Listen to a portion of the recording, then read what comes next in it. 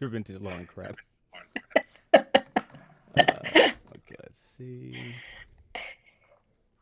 All right, so we got that there, and that's there, and boom, perfect. Okay.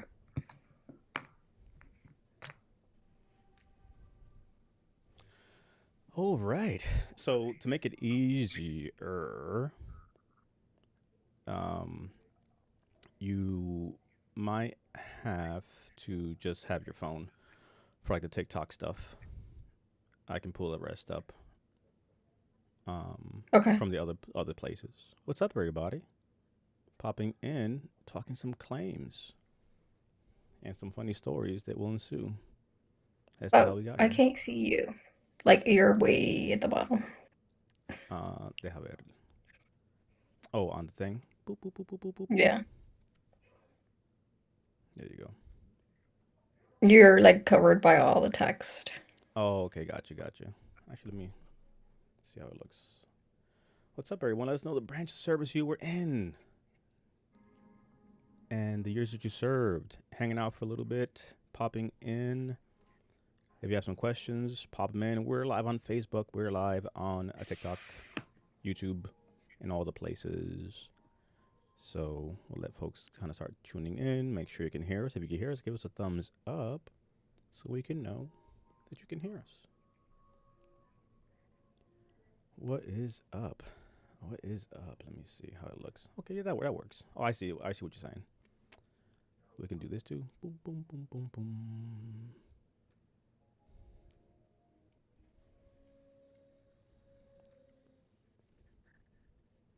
Ingenuity, because of the comments and questions and stuff. Yeah, that works. There you go. What is up, good people? And then let me. There you go. All right. I think that works. Should work. Might work. Yeah. Alrighty. What's up, y'all?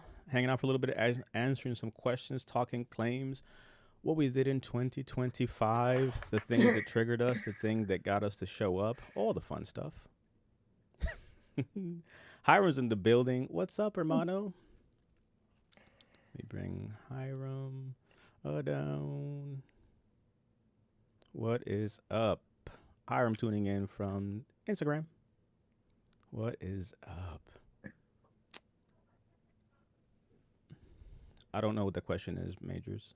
Any general information SMC? What about SMC specifically? But yeah, let me There's know a the branch of lot of service that you SMCs. were. Yeah, let me know the branch of service you were in, years that you served. That helps us to kind of see who is in attendance specifically. Um, but anyways, I'm here with Nayeli from the team. She was so motivated today. She's like, you know what? Let's just go do a live. It's one of those days where I feel like hanging out with veterans and answering things and talking all things claims. And here we are. A motivation, right? That's what we're calling it. Motivation, that's what we're going to call it. So, yes. So how are you, madam? Let the people know a little bit who you are that is always behind the scenes. What gives you the credit or the ability to talk about claims? Why should we listen to you, ma'am? Because people always see my face everywhere. Because I'm accredited. I'm just kidding. I Oh, was snap. a VSO. Immediately right for the gut punch. Got it. I've been working with claims for about, I don't know, I lost count at this time, maybe 12, 13 years. Definitely 10, over 10. I am a Navy veteran spouse. Because some people love to know that I didn't just do boot camp. I did 7 years in the military. Specifically the Navy for the I record. I was in the Navy. Um, I was an accredited VSO for a period of time. Um, but because I cared about benefits and veterans getting their benefits, I left the VSO world and all the red tape. Um, then I've been working with DP since Doc's in the building. 2019. Yes. Doc Whoa. said she is my Don't give me so much credit, 2025 Doc. miracle worker.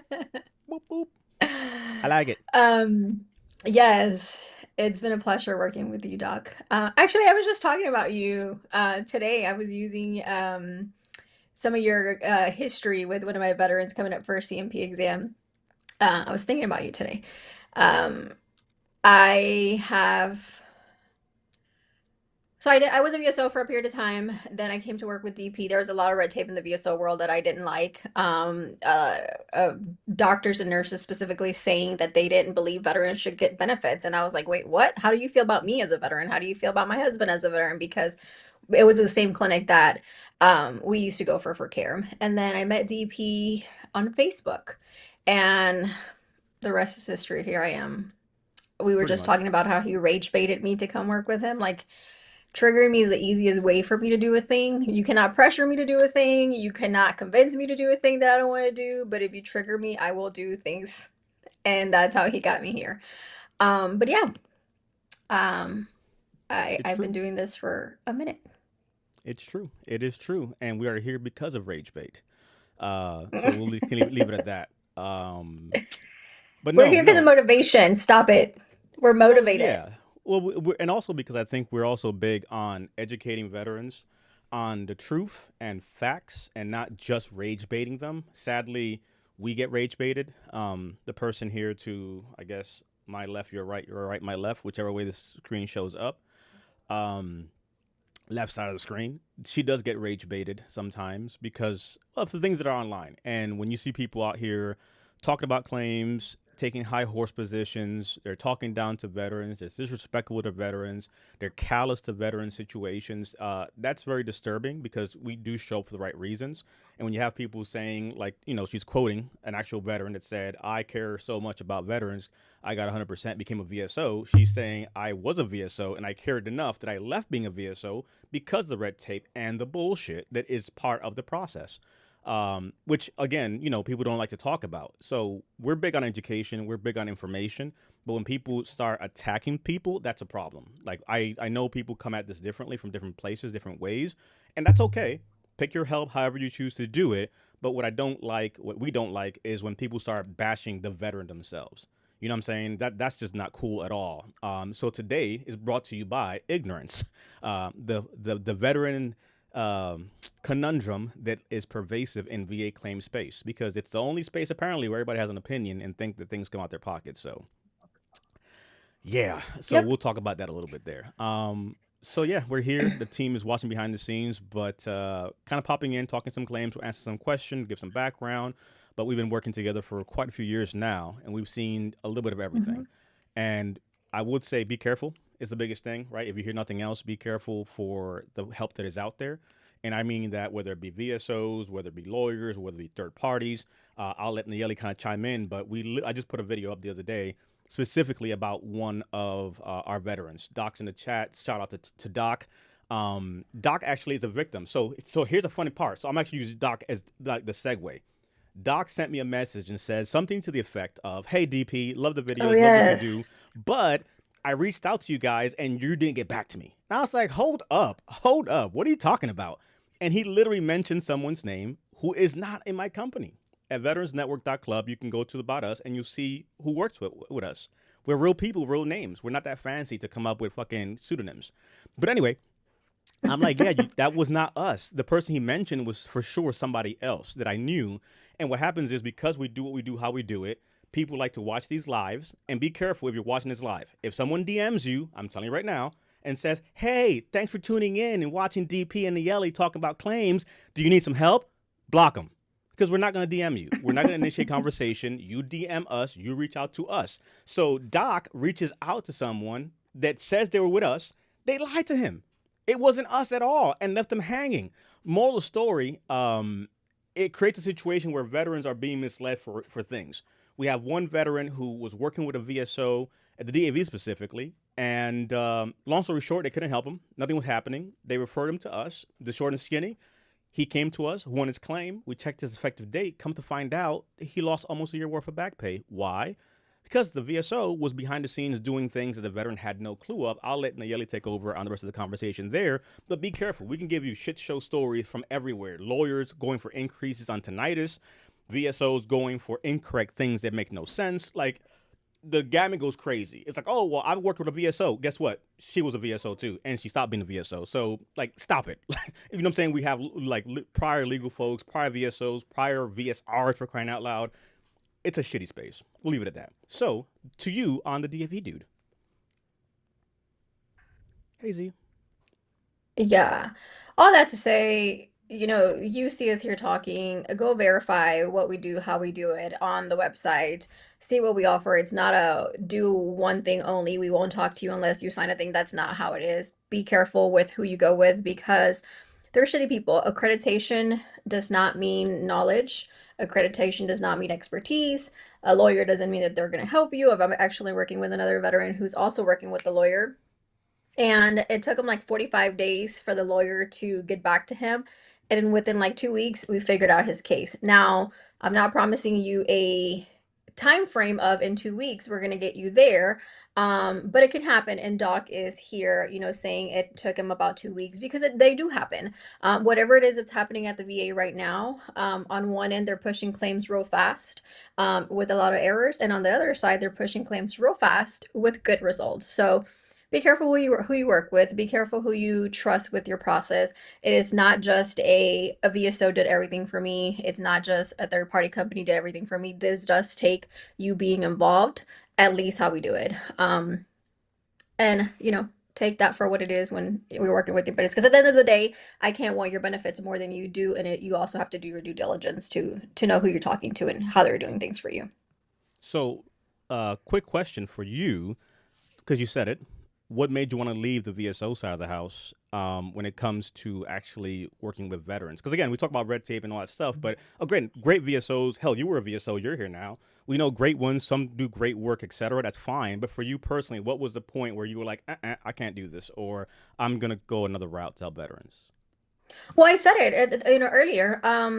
The fact that I was working at the same clinic that um, I was receiving care, and my husband was receiving care as well, and to hear those providers say, so the thing was like, it should have been a mutually beneficial like thing, right? I work at the clinic for a reason, right? To make things accessible for a veteran. So if the VSO's at the clinic and the provider's at the clinic, why can't the provider help the VSO get the veterans forms that they need, and vice versa? If the doctor needs something from the VSO for the veteran to file his or her claims, why not help, right? That's common sense in my head, at least.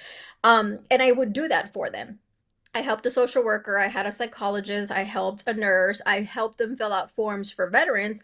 But when it came time for me asking them for help, one of the providers flat out said, we can't do that because we don't believe that everyone deserves to be getting benefits. And then the nurse was like, well, we don't have time for that. We have our own admin stuff to do. Well, that is part of your admin stuff to do. If one of your veteran needs a form filled out, that is part of your admin day. And so they never really wanted to help veterans from the VSO perspective, but they wanted the VSO to help veterans on the medical side to help them. And so that was very discouraging because you're sitting here telling me that as a provider, you don't think everyone deserves to get benefits.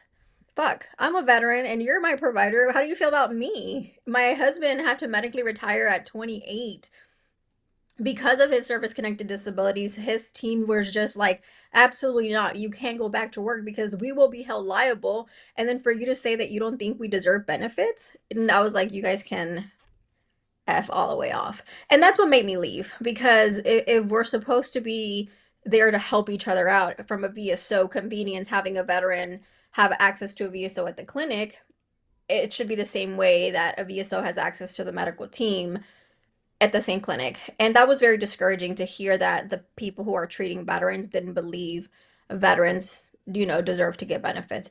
And then the other part was, because I had a power of attorney, I had to do what a veteran wanted. And I don't mean that veterans don't deserve to file claims for what they want to file claims, but just because you have a condition doesn't mean the condition is service connected or eligible for service connection. You can't hurt your back today, or you hurt your back and you don't remember how you hurt your back and you just say, oh, well, I don't remember, it must be service connected. That's not how it works. If you have a legal medical, ethical way for service connection, by all means, I'm here for you. But we would like literally have veterans file for like baldness. And it's like, well, where did that come from? I don't know. I just kind of woke up one day, my hair wasn't growing, and I think it's service connected. And you had to do it. And so, in a system that's already kind of screwed, we're throwing more junk into the system. That's why it takes a long time to process. And we couldn't tell them no. We couldn't educate them because I literally I remember my first case. I was so excited because I helped the veteran, and it took me like an hour. And I was like, "Oh my god!" I gave him all the information, and I shared all the knowledge that I had. And then my director was like, "Yeah, we can't do an hour with every veteran because there's people waiting in the waiting area." I was like, "Oh, okay." They're like Oop, my five, bad. 10 minutes, 5, 10 minutes. Explain what they're doing. If they don't get it, file what they want. And I'm like, "Well, I don't believe in that either because it's a pain in the ass." Like I lived it. My husband was denied for 2, 3 years before I took over, and I taught myself everything. So there's a few reasons, but those were the two main reasons why I decided to leave being a VSO. And you found me, and then you pulled me into the dark side, and now here I am. I did. I did do that, and I am not You did do ashamed of it that. at all. And we Listen, and we and we did that with a few other people too. So fun fact: yeah, stick around long enough, you might get pulled into the dark side. Apparently. right. So there's that part. So a few questions that we'll answer as well that have come up. Somebody asked a question specifically about their 90% and should they go for 100 was one of the questions. So one shout out to Doc for sure. Thanks for joining and popping in and Yeah. commenting.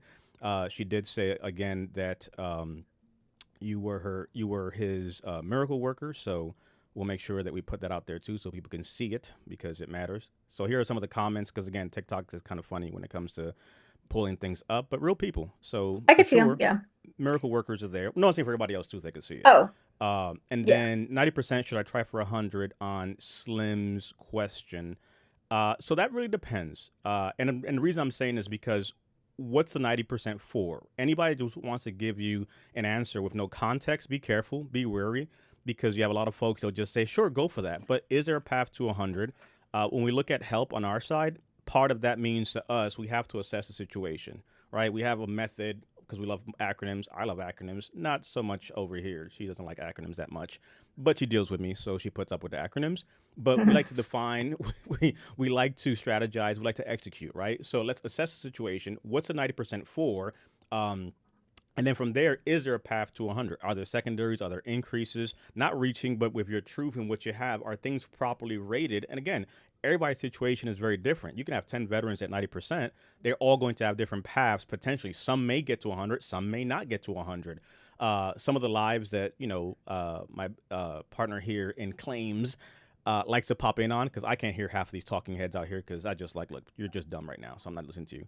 But some people are going to generalize things and say that everybody's, overcoming stuff. Like I think somebody you were listening to earlier said something like, ever since PTSD became a thing, all of a sudden everybody's abusing the system because PTSD is an easy thing to get. And actually, these stats and numbers are completely inaccurate. They're wrong. There's an overgeneralization of information just because you see somebody on TikTok or on social media or on YouTube talking about claims. The fact of the matter is, talk to me about the veterans in the early 2000s, in the 90s, in the 80s, in the 70s, in the 60s, in the 50s. Why am I saying that? Because I work with veterans who served in the 50s, the 60s, 70s, the 80s, 90s, the 2000s, the 2010s, and the 2020s.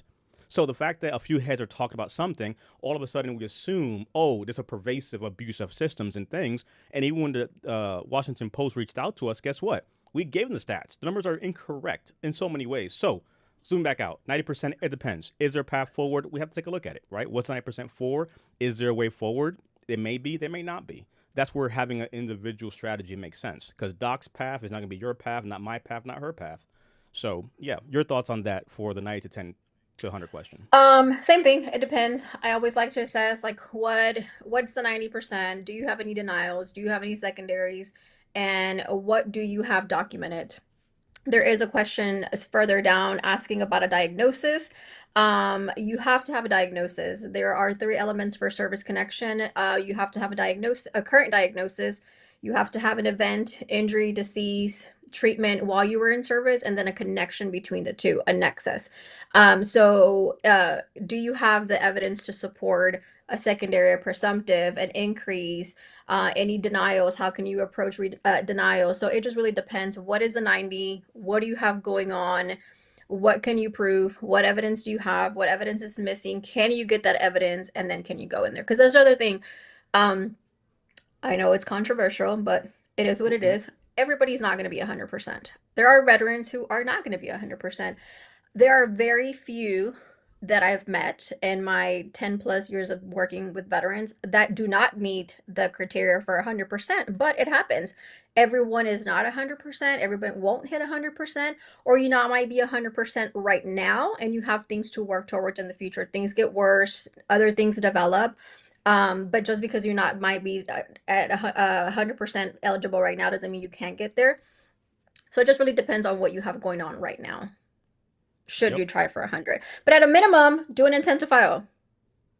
100%. No pun intended. Yeah. Um, Um, okay, so we got that one. So that's the yeah, hundred I've been at one. I've 60 been for 15 years. I just put in claims for a bunch of things that's been lingering. Good. The bunch of things, were they a good bunch of things or were just a bunch of things thrown against the wall? That's gonna matter based on one, two or three things, right? How fast does your claim move? If you threw, and I'm gonna give you a wild number because it has happened. 83, I think it was, or 85. If you threw 83 claims at the board and you think it's gonna move fast, it's not. If you put five claims that were good, solid claims, it may move a little bit faster. But I hope that you get some progress on your claim to get from 60 forward. Yep. Um, Hit step 5 on the 24th. Do you think I'll have to wait till Monday for a decision? I'm gonna say yes just because it's the holiday, but I'm gonna give you a wild past month. In the last month, we've been getting decisions in 24 hours. Some of our veterans go to exams on Monday, Tuesday morning, they have a decision. Some of our veterans got on Monday, and on Thursday, they have decisions. It's happening. I don't know if it's a fluke in the system. I don't know if Raiders wanted to call it quits for the holidays and process what they had. But it's been happening the past month that we've seen across the board with the advisors that we have on the team. Um, so it just depends. But because it's Friday and if you haven't had anything, I would say maybe check Monday. Yeah. And then some other times we've had veterans who um it's a month, 2 months before they get a decision. So it just really depends. Yep. Let's see. If you're PNT and you seek help, can they decrease? So it doesn't work that way. You have to have marked improvement for that. If they've already assigned you a PNT rating, pretty much they've assessed that your likelihood of improvement is not there. So sometimes this actually backfires on some veterans who start thinking, I'm not going to get help or get treated for issues that are actually hindering me because I'm scared of a rating reduction of sorts or whatnot.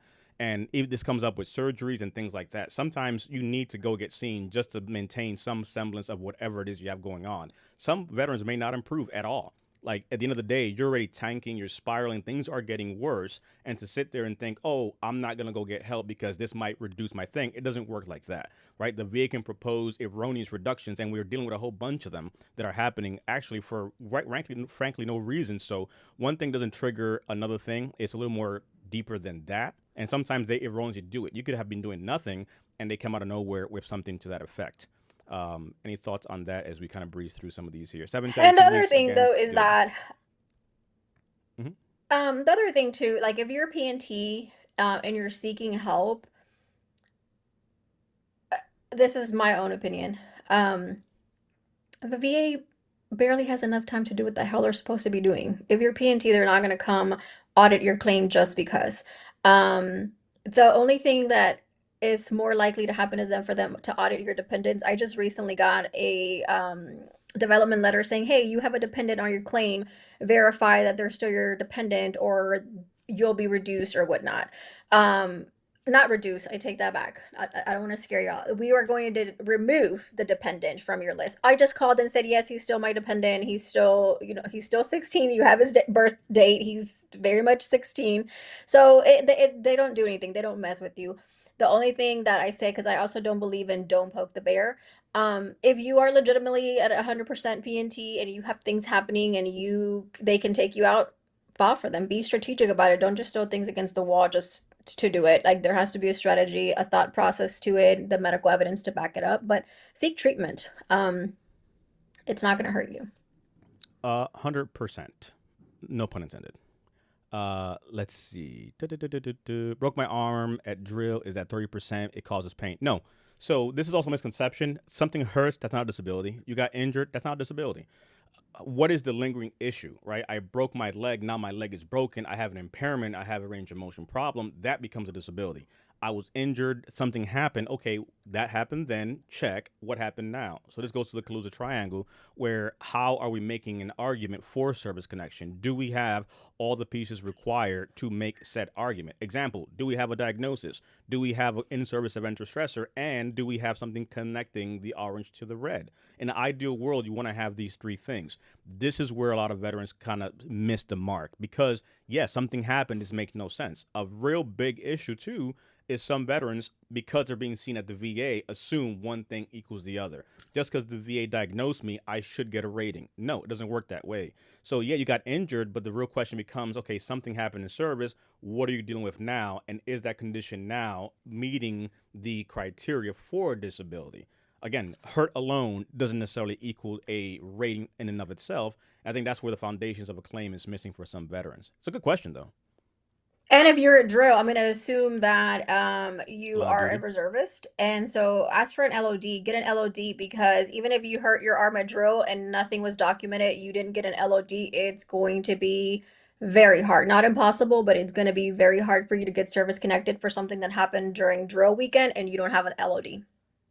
So this is one I'll toss up. Had an MS episode treated with steroids at the VA. Now I get treated for glaucoma, not diagnosed. Why?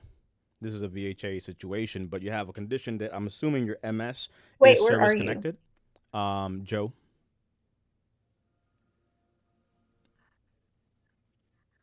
you gotta scroll up a little bit, I think, and they get lost. Like the comments just go crazy. Yeah. So what was the question? MS treated at the VA now has glaucoma, not diagnosed for the glaucoma.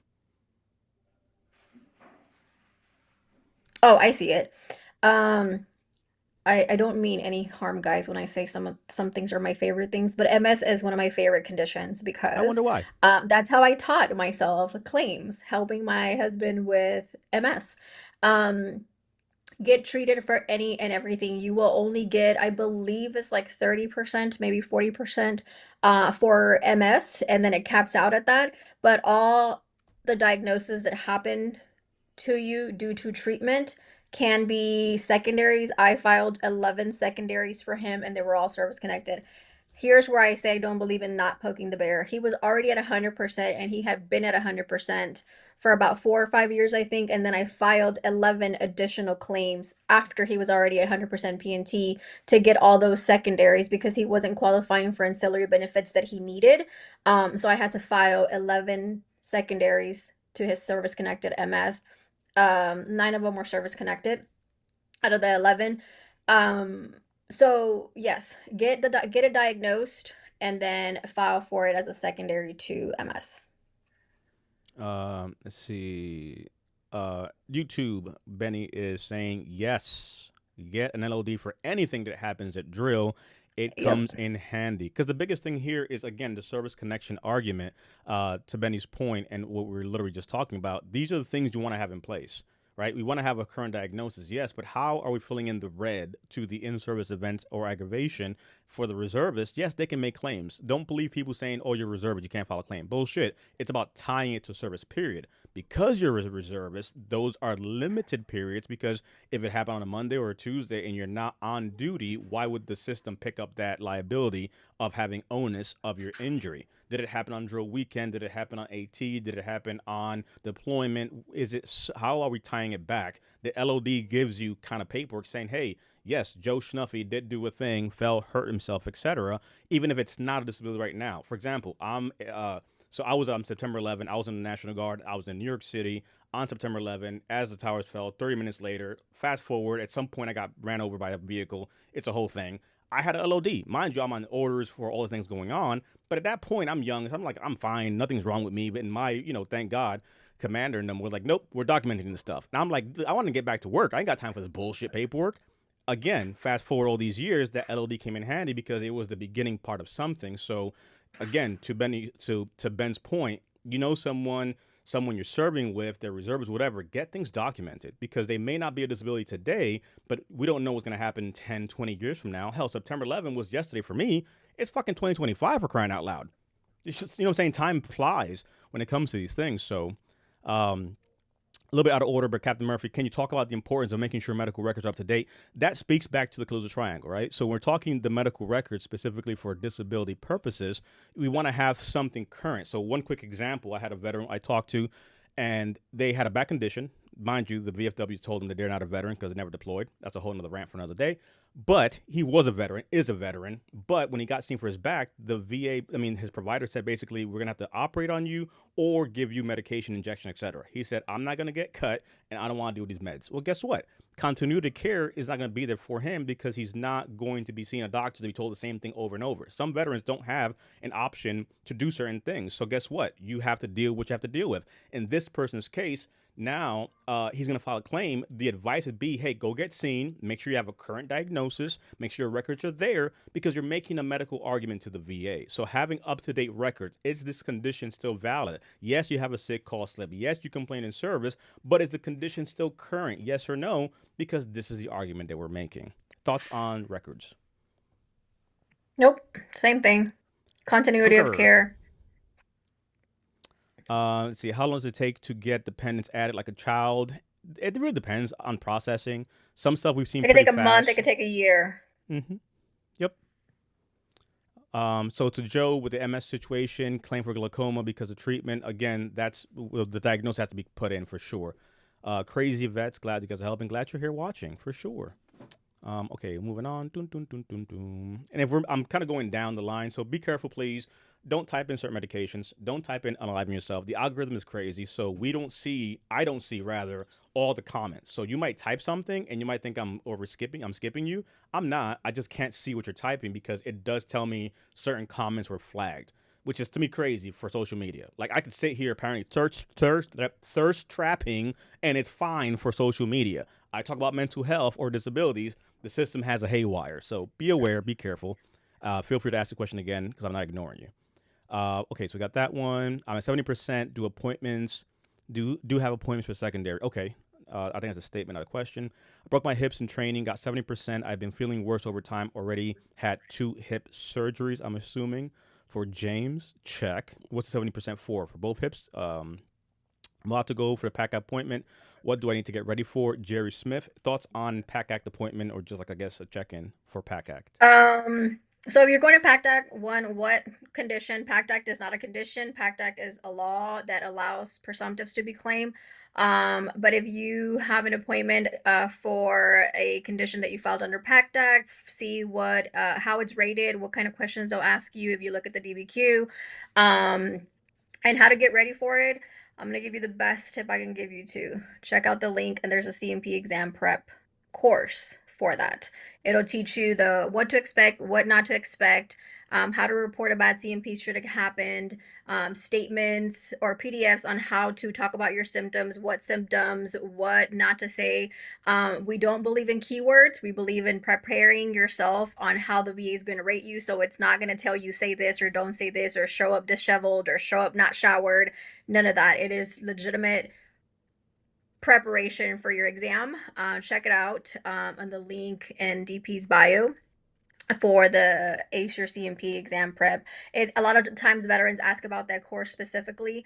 Is it generic for a certain condition? It's impossible. There's like over 800 codes for us to do one for each condition, but it's in general help you prepare on how to talk about with the symptoms that you're dealing with, what to expect at a CMP exam, what's not going to happen at a CMP exam, just so that you prepare yourself, not just for one condition, but for any CMP exam that you have. So that's why it's not condition specific. One, it could be damn near impossible to do. Two, we don't want to prepare you for a one shot thing. So check it out and so that you compare for whatever condition that you have coming up for PACTAC, but it just depends on what you're going in for. Yep. Okay, so we got that one. Let's see. So let me go I back got up. So I was 70% for PTSD, was in Iraq, seen combat for 3 months straight, working on 100% for spine yes. I on think he step had. 3 of H. Okay. Okay. And how are you going for the Um, increase on that? What are you doing beyond that as far as the spine? What's going on with the spine? Vero has Uh, been closed 24, 26. Yes, the holidays. It's a government agency, so trust me, even if it was mhm. open in 2 days, somebody at step 4 or 5 is not going to have an answer. And then some, when I was a BSO, some people would save all their leave to take 2 weeks off at the end of the year, Listen, so, see you in or three January, weeks off in the damn summer. near February. Right. Mm-hmm. 100% PNT 12 100%. months. Shout out to you, Jason. Merlin got a no in less than 24 hours. This is with 400 pages of med record shenanigans. And that's a good point. So that's Go. so. Oh gosh, we could possibly potentially spend the rest of the live answering this. Just on that one right there. So I one shitty situation. Sorry that you're dealing with that. I had a veteran who I was working with, and he got denied in 72 hours, and the VA fucked all that up. DP, we all might also get kicked off because I cannot control my sailor's mouth. Um, but we said he was in Korean conflict, and the VA said you were not in Vietnam. No shit, Sherlock. We didn't say he was in Vietnam. Don't get So me of course, started. we're appealing that, right? For Uh, impact. Now, fuck that noise now. You literally have a veteran denied for in 72 PTSD, etc., hours. for things that are Vietnam, not related to Vietnam. A Korean War veteran was denied because his stressor situations are not Vietnam related. But we Nope. never said Vietnam. Nothing in the He claim, was not in nothing in the Vietnam. statement, He was in nothing in the Series Korea. Like, 781, nothing what in the was actual mentioning fuck? With Vietnam. a yeah. Um, but on the 400 pages of records, I do not subscribe to the send 1,000 pages of records and let the VA figure it out. The VA is fucking lazy. For crying out loud, let's be honest, we're all fucking lazy. We're not going to look for 400 pages, especially if it's a doctor's handwriting. Because who sometimes veterans are like, "Can you help me decipher this?" Nope, I'm not a doctor. I do not have doctor's handwriting. I can't read that shit. I can't read it. Um, but I always think less is more when it comes to this. You have people who have to meet quotas, the VA, and they're not going to read 400 pages.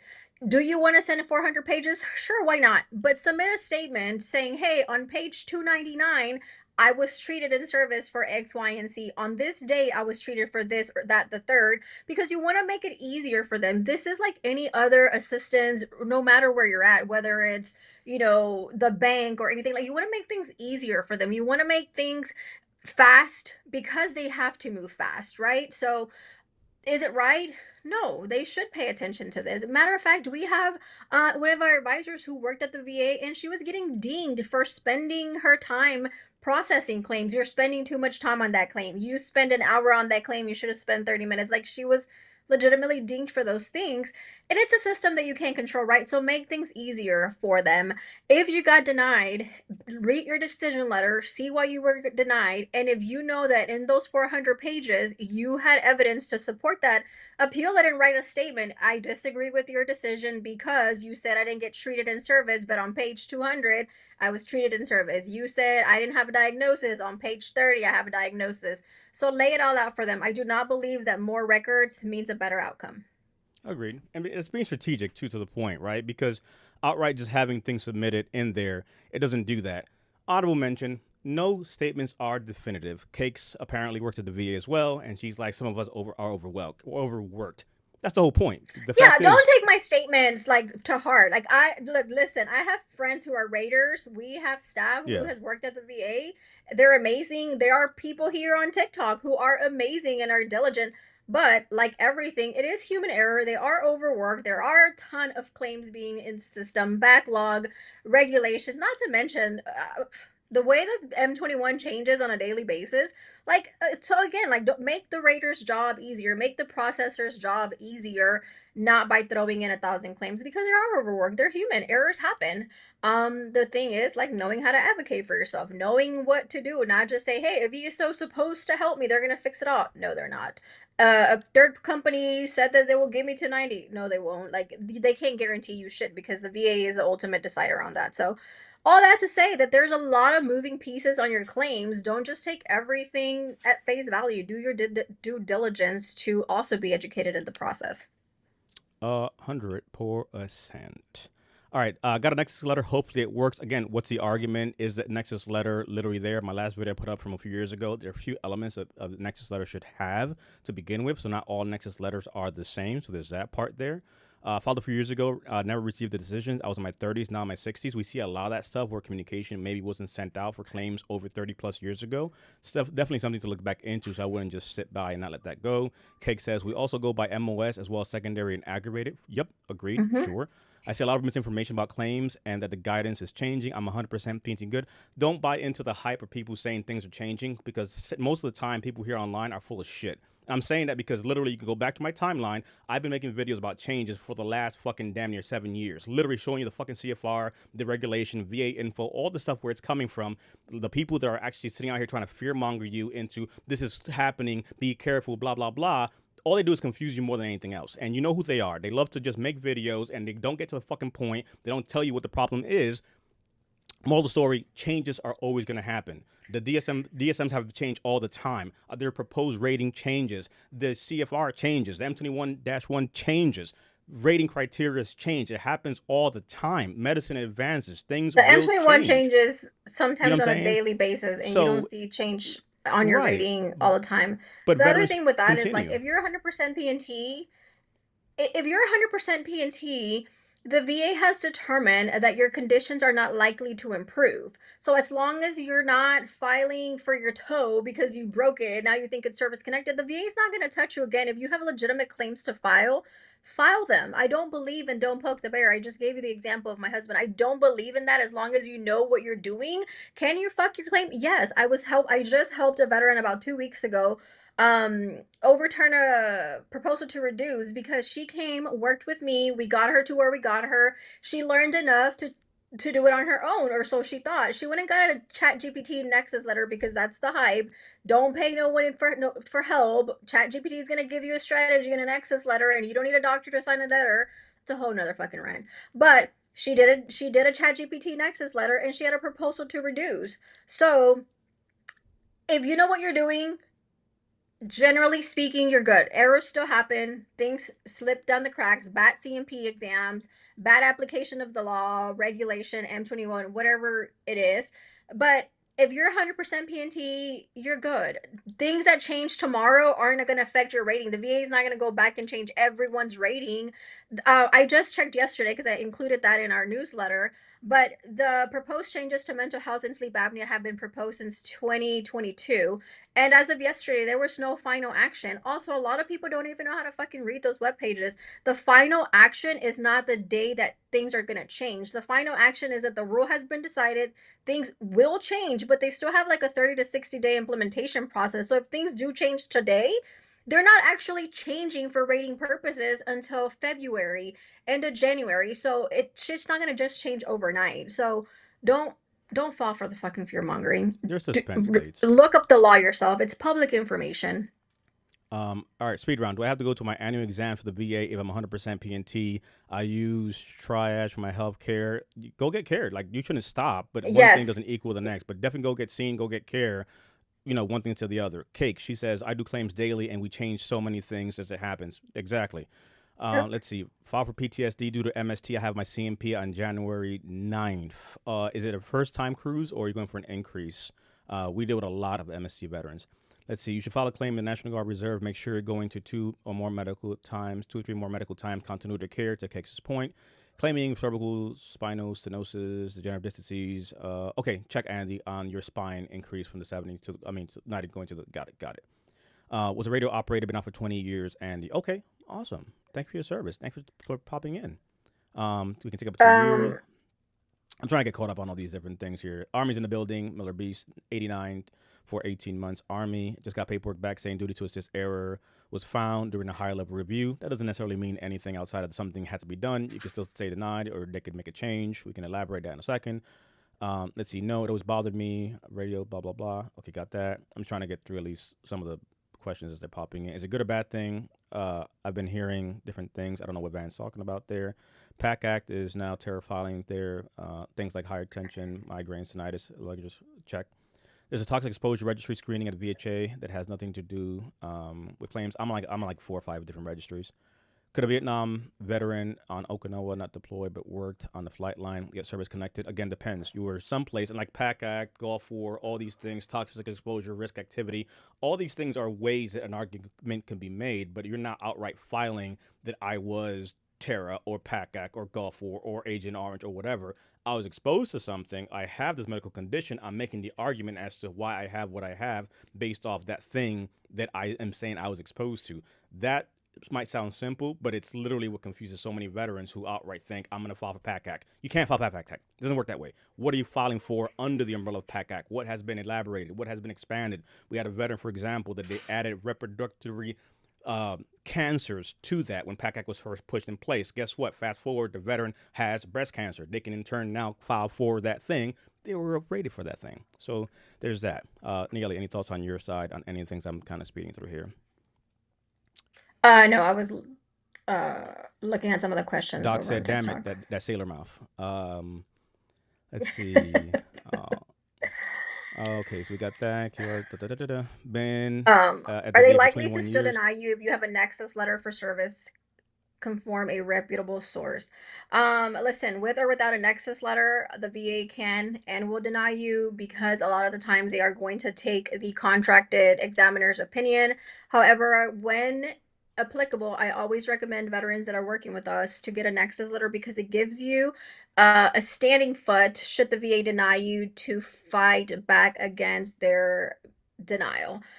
And I'll give you a quick example because again, all these things I can write on forever.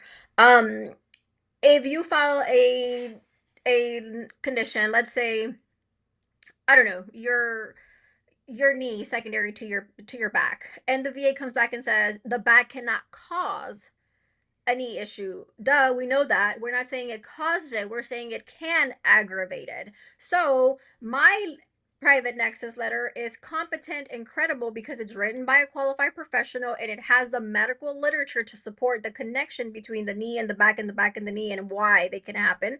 So it gives you a standing leg to fight back using that nexus.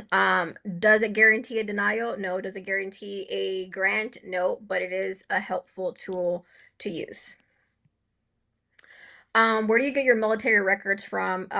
You can try archives. You can look up the form, the SF-180, and the SF-180 tells you where to send the SF-180 to. I always like to say send it to all three places, the VA, records management, and your branch of service to see who gets it for you. What I will say on that is during COVID, we were seeing a lot of scams for people who were charging you to pay them to get your records, and it wasn't helping anything. It was just creating a backlog. So don't pay anyone to to fill out an SF-180 for you and send it out. You can just send out the SF-180 yourself. Yes. Alrighty. Let's see. My intestinal lung disease was denied after being diagnosed. After surgery, even though it's presumptive condition, my ship was in the Southwest Asian theater during Desert Storm. Kelvin. Lung disease denied. What are you ready for, Kelvin, right now? Shout out to Daphne and Cake in the chat there. Or let me see. Were you seen in service? All right, so that's some questions there. Uh, okay, I think I got current on some of the different things there. Yeah, proposed changes. No, you're not outright getting reduced because that's one of the biggest fears that comes around for people. It doesn't work that way. There are some changes that have gone into effect specifically for like the BDD side of the house when it comes to mental health. That's for another conversation. There is proposed changes again for mental health, sleep apnea, tinnitus, but those proposed changes are for those folks going after that time frame. Your grandfather, they're not going backwards. If you're already rated for these things, if you're going for an increase, obviously that now creates a different conversation. But these things are phased in and take time. So even once they do approve any type of change, they'll communicate it. It'll have an effective date, and it gets processed a certain way. It just creates a great clickbait video to just say things are going away, and people start losing their fucking mind because that's just social media. It's attention. You know what I'm saying? And and that's why we're even live right now. Because someone apparently here got triggered off of dumb people talk about dumb shit Stop. We're online. not going What? back to that. I got What? motivated. Oh, you're motivated. There you Moving go. on. Exactly. But that's one of the things that to me I think is very upsetting. Where it's like, again, we got two prior VSOs, we got two VSRs. One was a daggone trainer on the VSR side of the house. So perspective is great. Like, there's no definitives when it comes to the government. But as somebody personally retired from the government, here's the reality. I was a great employee in the government, but I also work with people who are pieces of shit. So there is no blanket statement, right? The VA is a government agency. I don't romanticize it. There are great raiders, VSRs, RVSRs, trainers, etc. And there's also pieces of shit who quite frankly are just holding up space. They're the bottom of the barrel. They're literally been there so long that that think that means something. Guess what? I know 20-year government employees who are worth shit. And the fact of the matter is, they're tenured. They're not gonna get fired. They know how to skate the system. They have no quality whatsoever. They do the bare fucking minimum. And guess who they are? The one person you don't want fixing your shit. And any agency or job, you all know who you go to get help. So even in that space, like there's certain people who are amazing. You reach out to them. They're great to bounce ideas off of and get perspective. And there's some people that you're like, how the hell are they still here? But the government's still the government, right? So as someone who retired from the government, I don't buy into the whole like, general blanket statement. There are good people, but it's a government agency. I love the VA as much as I love the fucking DMV. It's a government agency. It serves a purpose. It has great people. It has pieces of shit. We call it how it is. But the problem is when veterans start hearing from people who want to outright fearmonger you into something and start making definitive statements. That's my problem. I hate definitive statements. If you have a good VSO, hold the fuck on to them. If you have a great representative, hold on to them. If you know someone who's good, great. But if they suck, fire them. It's simple as that. Like, make decisions and be informed. That's it. That's not very sexy. But guess what? It works. Is ChatGPT good? First of all, I have a bachelor's and a master's when it comes to technology and cybersecurity. I love ChatGPT, AI, all the kinds of shit. We build bots, all the crap. However, if you don't know basic fucking mathematics, a calculator is irrelevant to you. If you think that just opening up ChatGPT is going to give you an answer for something, you're going to be sadly mistaken and fuck around and you will find out and have a proposed reduction. We are literally working with people who got themselves in a mess because they went down a rabbit hole of ChatGPT with no rhyme or reason. Because again, it cites incorrect shit, it hallucinates, and the fact of the matter is, this is the reality of it. You need perspective. It doesn't hurt to have a conversation. So whoever you're working with, if it's a VSO, if it's a lawyer, if it's this, if it's that, they need to be able to educate you and have a conversation with you. If they're just saying do something, ask why. Why would we do this? Why would we not do this? If they cannot explain to you why we're doing this or why we're not doing this, be careful. Because at the end of the day, it's your thing. VSOs are underrated. VSOs are VSOs. The great ones, shitty ones. The person here was a VSO, great VSO, moved on to other things. I know other VSOs that I'm like, how the flying fuck did you wind up in that situation? There's levels to the game. Rant over. Next question. Yes. Um, so the HLR, duty to assist error, that those can happen for a lot of reasons. You said that you saw people saying it was good or bad and you're listening both. It's not good or bad. I think that the VA finally found it, agreed that there was an error depending on how your HLR was done. The way we do HLRs, we always submit an statement to let the person reviewing it why you disagree, so that obviously they're not just going through nothing to figure out why you disagree. So we always include a statement as to why we disagree with the decision. And if they agree with that, they will do a duty to assist error. Yes, we agree. We found the error, sending it back for processing. So it could be a good thing. An error was caught, they're going to correct it. It may not mean anything. It may mean that, yeah, they agree with the error, but the new evidence or what they are going to review is not going to change the actual decision. So not good or bad.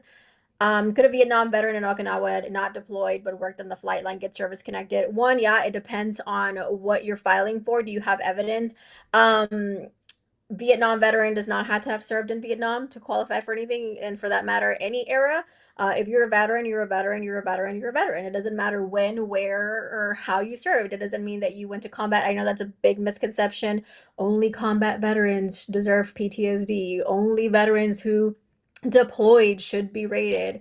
F off. Everyone Yeah, served, everyone signed the dotted line. that's I my don't big one. subscribe to I that. hate that. So Things I'd say happen right now, stateside. As a geography is VSO, irrelevant we to a helped a disability. veteran. As a VSO, we helped a veteran who became paralyzed, wheelchair for the rest of his life in boot camp. He deserves a fucking rating. He became paralyzed, completely altered his life in an accident in boot camp. Does it mean he's not entitled because he didn't fucking leave boot camp? No, he still deserves. So if the veteran in question in Vietnam and Okinawa, yeah, it depends on what he's filing for and how he's connected back to service. What evidence does he have? Um, Um, So is it so? Yeah, hard to fire people in the system for sure. Trust you have good ones and terrible ones. And again, and that's just the biggest thing. It's a gamut of a little bit of everything. That for sure is a big one. It doesn't matter what kind of veteran you are. A veteran's a veteran's a veteran's a veteran's is veteran's a veteran. Anybody that tells you geography matters, fuck off. I'm sorry, fuck off. Because I know veterans who literally were assaulted, Sierra Echo X-ray. If you were at Fort Hood and there was a pew pewing and people got freaking unalived around you, guess what? All of a sudden that doesn't fucking matter. First of all, I've lost more people after we came back from fucking Iraq than in fucking Iraq. So shut the fuck up with that whole noise of geography matters. That whole concept of, oh, you have to deploy to actually be a veteran is bullshit. The fact of the matter is, things happen everywhere. Bad things happen everywhere. People get court-martialed, UCMJ, robbery, assault, personal assault, violation, all kinds of stuff happens, whether it's overseas or stateside. And the fact of the matter is, if a veteran has a right to make an argument, it is their God-given right to make that argument. But we make this whole concept of making things up because you feel that it should be a certain way. No, I don't agree with that. That's complete bullshit to begin with. Let's see. Accredited by the VA? No, we're fighting for the Choice Act. We're part of the National Association for Veteran Rights. Check our website. We talk all about this stuff. We're lobbying. We're talking with Congress when it comes to pushing this policy. States have pushed legislation forward as far as bringing in another type of help for veterans. So we're all for support. We're all for oversight. We're all for accreditation, but not currently the way it is set up right now, which is a whole another deep dive in and of itself. If that's not something that you agree with, then go find someone that helps you and show the fuck up. Honestly, like I'm not gonna sit here and apologize for how we do things. The fact of the matter is, a veteran has a choice. If a veteran wants to go to a free help VSO, good. A veteran wants to pay a lawyer, good. A veteran wants to go to a third party who actually shows up and gives them a better level of service, good too. Who the fuck are you to tell me who I cannot pay? But let's have oversight. The Choice Act brings that. You look at the SAVE Act and different states that are passing this right now, we're behind that. National Association for Veteran Rights, that's what we're behind. We're part of the organization. I literally was in California this coming year. I'm making the rounds. I'll be talking to more politicians. So the same thing I'm talking to you right now is what we're also doing for 2026. So part of what we've done for 2025 is getting involved in the legislative process and talking to these politicians because they're making decisions absent the reality. And the fact of the matter is, as a veteran personally, the VFW and the Legion does not fucking speak for me. I don't give a shit what anybody's got to say. So the fact of the matter is, there's more than one way to represent veterans. There's more than one voice that needs to be heard.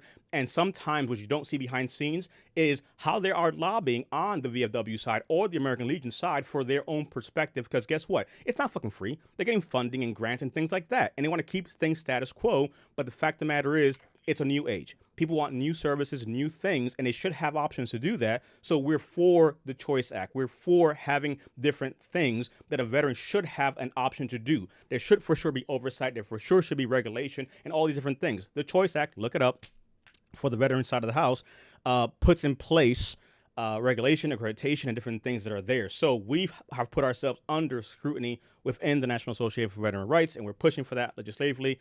State-wise, we're meeting requirements, and federal-wise, we're pushing for new legislation and requirements as well. That's a long answer, short answer for that, as far as what we're pushing for change. Let's see. I was stationed in Fort Hood. That place was nuts. Listen, we base it off Oregon. Okay, Kicks answer something else there. Determination. Um, Most don't realize rules come from Congress, not the VA. Crazy concept. Crazy concept. And yep. that's why I think where a lot of the miscommunication comes into place because you got people that just outright would just believe what someone tells them, but they don't understand where these changes are coming from, right? The VA doesn't write the United States Code. The VA writes regulation that implements that thing. Again, I came from law enforcement. We had a different title that we operated on. It gave us our authority to do the job that we did. On the VA side, same thing. You have the CFR, then you have the policy and SOP at the agency level that gives the VA the ability to do something. Because law as itself doesn't outright say how to do the day-to-day thing. That's why the policy at the VA is fluid. It's not because it's a train wreck. So let's look at the other side of the conversation. Think the medicine continuously improves, advances, and whatnot. There's changes that are happening. For example, the BDD changes that are being pushed right now, specifically for mental health. They're saying, hey, we're pushing this afterward because guess what? We're not meeting the time hack for a BDD person to make that BDD timeline because of the mental health work that required for that claim. So it's being pushed to another thing. Does that mean mental health claims are going away for BDD active duty people leaving service? No. It just means that changes are being implemented to make things more efficient. So things are being fixed. Things take time. It's a government agency. It's a process to get things in place. Again, the mental health, the sleep apnea, and the tinnitus, that was literally proposed in 2022. February 2022, that was put in place. April 2022, that was a common period. From there to now, they've had little milestones of final actions, aka suspense dates. And guess what? The summer of 23 came, nothing happened. Summer 2024 came, nothing happened. Summer of 2025 came, nothing happened. And all these talking heads, effective, the VSO here on freaking TikTok, effective August 5th, sleep apnea is going away, file your claim tonight. We are in December, coming to January. No changes have happened. And when the change does happen, guess what? We adjust. So, yeah, no, I'm messing with that noise. Is it normal to not get a CMP exam for depression? Yes, it depends. One, did your records have enough evidence to substantiate and accurate for rating purposes? They may not have to send you to a CMP exam. Or two, if the contention you filed for does not have enough evidence to support an exam, they may not send you to an exam because there's not enough evidence to substantiate that condition. So yeah, it's normal.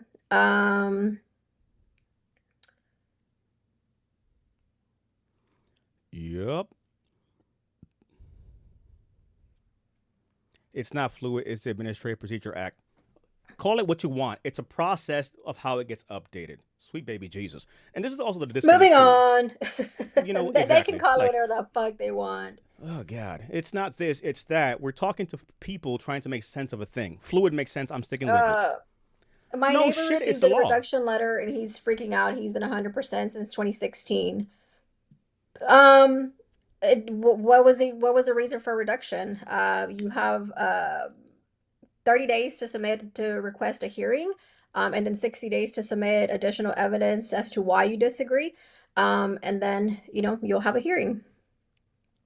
What do you charge from 80 to 100? I can't tell you that because I'm not guaranteeing you to get you to 100. So, schedule an appointment, an assessment call. Click the link, schedule an appointment with an advisor. They'll assess your situation and see if you even have something to work towards. But we do not guarantee to take you from 80 to 100, or any rating for that matter. And because some folks even again like that's why we have the course for the BDD folks. That's why we have our CMP classes and courses. Because some people, quite frankly, just need that. The fact is, not everybody needs everything. I like options. We created options for that specific reasons. So 80 tonight. Well, it depends. Again, it's very subjective. Some people have an argument for it. Some people do not have an argument for it. So some folks didn't have a problem getting there. Some folks do. Again, statistically speaking, if you have about 18 million or so veterans, of which about 6 million are rated, only 1.5 are 100%. So the reality is that statistically speaking, yeah, you're not going to have a lot of people going to 100. That's just the math. 1.5 million veterans is not 18 million veterans. Just the facts, right? So when people are talking about, Um, oh, this is a crazy number, it's not true. yeah. Um, I think his name is Ryan for the depression claim. Going to the VA for treatment doesn't, guarantee that on the VBA side, it's going to translate to a rating. So, the other thing, if you do have treatment at the VA and you've been going and they didn't still grant a CMP exam, it could be that you're filing it for it wrong. Should it have been a secondary to something that's already service connected? Should it have been PTSD? So it depends on how you were filing, but don't bank on treatment at the VA for the past year or 2 years or 3 years. I actually had a veteran who had received PTSD treatment for 10 years, and the VA still deny it because although you have a PTSD diagnosis from VHA, VBA still has to substantiate that stressor and diagnosis. So it just really depends on how you filed that claim. Yep. Um. Okay. Let's see. We got that one. Doop, doop, doop, doop, doop. Mike on YouTube said, "This is what we're talking. This is what I'm talking about." Agreed. So one good point here, which we talk about quite a bit too, Ben on his side. Uh, if you're 100%, don't file for things that won't make a difference. File for a claim they may become life-threatening, cardiac, pulmonary cancer, so spouse can get the benefits, etc. And this is a great point, which thank you for commenting that. That's one of the things that some folks get wrong which is the whole concept of like don't poke the bear. There are instances where yes, you need to continue to fight for the arguments that you must make. Right? We start looking at life-threatening conditions. You start looking at ancillary benefits. I'll let Nayeli jump into that when we've talked about this before. But just because you're 100%, there might be things you may need that if they're not rated, guess what? Those ancillary benefits are not going to kick in. She has literally gone through that herself with her husband, trying to get certain things that weren't working because guess what? You just stopped at a certain point, unbeknownst to them, right? So for sure, make it make sense, not just willy nilly fighting for effect. But there are instances where a veteran, regardless of what that final number is, needs to make sure things are there. I'm big on ancillary benefits. I'm big on anything that's life threatening because you just never know. And we see it. That's the part that upsets me too. It's not that I'm just here talking out of my ass, it's that I've gone to funerals. I've buried veterans. I've worked with the spouses. And again, as an individual, as a company, as an organization, and being in the space, I see it. I've seen veterans who've come to us, and midway through their claim, they pass away, and then the wife is trying to continue something. So, like these things are real things that happen, and it's not fear mongering. It's the facts of the reality of these things that veterans do deal with. Any thoughts on that for the hundo, bear poking, ancillary, or what have you? I don't believe in that. File for claims that are life-threatening, file for claims that will open up ancillary benefits for you. What are Anything ancillary else? benefits? The most common ones would be like adaptive home equipment, or vehicle adaptive equipment, like if you have to get your home modified or your car modified, through VBA, because there are also VHA programs for that. But if you're doing it through VBA, they need to see that you are service connected for that condition, regardless of if it's like a legitimate secondary and well documented on your VHA side. Just know what you're filing for. Don't file for dumb shit that's gonna could potentially get reduced that you have no medical evidence to support. Um, if you have nothing to file for that is legitimately life-threatening, leave it alone. 100% will take care of the meds, will take care of the treatment, will take care of all the things that you need for treatment, if it's not life-threatening. Shout out to Why do I Justin. keep getting Whoop, whoop. denied for tinnitus? We've never used hearing protection during combat. It depends on why you're being denied. A lot of the times, tinnitus doesn't get evaluated properly. I see a lot of denials for tinnitus that say that there were no mention of a complaints, treatment, or diagnosis while you were in service. A lot of BBA cases have thrown that argument out. A lot of denial letters that I see as well say, well, you have no hearing loss, you don't have tinnitus. That is also not correct, the way that VA rates it. So it just depends on why it's being denied. Yes. Shout out to Justin. Says on December 3rd, he was rated 100% PNT, two SMCs. Glad to hear that, Justin. And again, veterans from different reasons. Some people watch a video, some people do a phone call, some people work with us. So many ways to skin a cat when it comes to this. Shout out to Willie James on Facebook, Army 69 to 71. Clemson on YouTube, Army 08 to 2012. Shout out to you as well. So we got that there. Dun, dun, dun, dun, dun. Um, is there a point where you can file too many secondaries to PTSD even with med records and nexus? No, I shared earlier I filed 11 secondaries to my husband's service-connected MS. Nine were approved. So there is not too many. If you legitimately have a condition that's caused by medication or treatment, or the condition, the primary condition aggravated, caused, made worse a second condition, that's legitimate. There is no such thing as too many. Um, I like that, Justin. Good. Good. And he also had a BS. So again, shout out to that. So in the ideal world, two things can be true. You can get good advice, have good support. In this case, Justin had a good VSO who was supportive, followed along, got information, and helped them go forth and did great things. I like that. Let's see, Dennis on YouTube. Tinnitus, 10 right ankle tendonitis, 10 tinnitus, 10 deviated septum, 50 for sleep apnea, 50 for sinusitis, total of 80. Been diagnosed with depression, anxiety. I'm going to file for mental health. So, on that, are you doing that secondary to what you have already? Is it like a lifestyle impact, or is it something that you are directing to service, Dennis? But yeah, I see that. That makes sense. Shout out to you. Thanks for popping on in and asking some questions. Jason's in the building. Navy is here. 94 to 2014. What's up, Jason? Okay. Got current on. do we Okay. work with vets in Jersey? Um, legally, Jersey is in a gray space where the lawsuit, I guess, said it was unconstitutional, but they didn't completely overturn the state's regulation. So it's a gray space. Legally what we've been advised because guys, a lot of people are like, oh, you guys shouldn't be doing this. We don't do just dumb shit just to do it. We do have legal counsel. We do have, lawyers reviewing and attorneys What? reviewing things. Crazy concept, right? It's not like we just set up shop outside of a Target and said, hey, we help people. So it's a gray space. But what we do offer for Jersey veterans, we're not going to say, hey, we can't help you. Like, don't talk to us. We won't help you.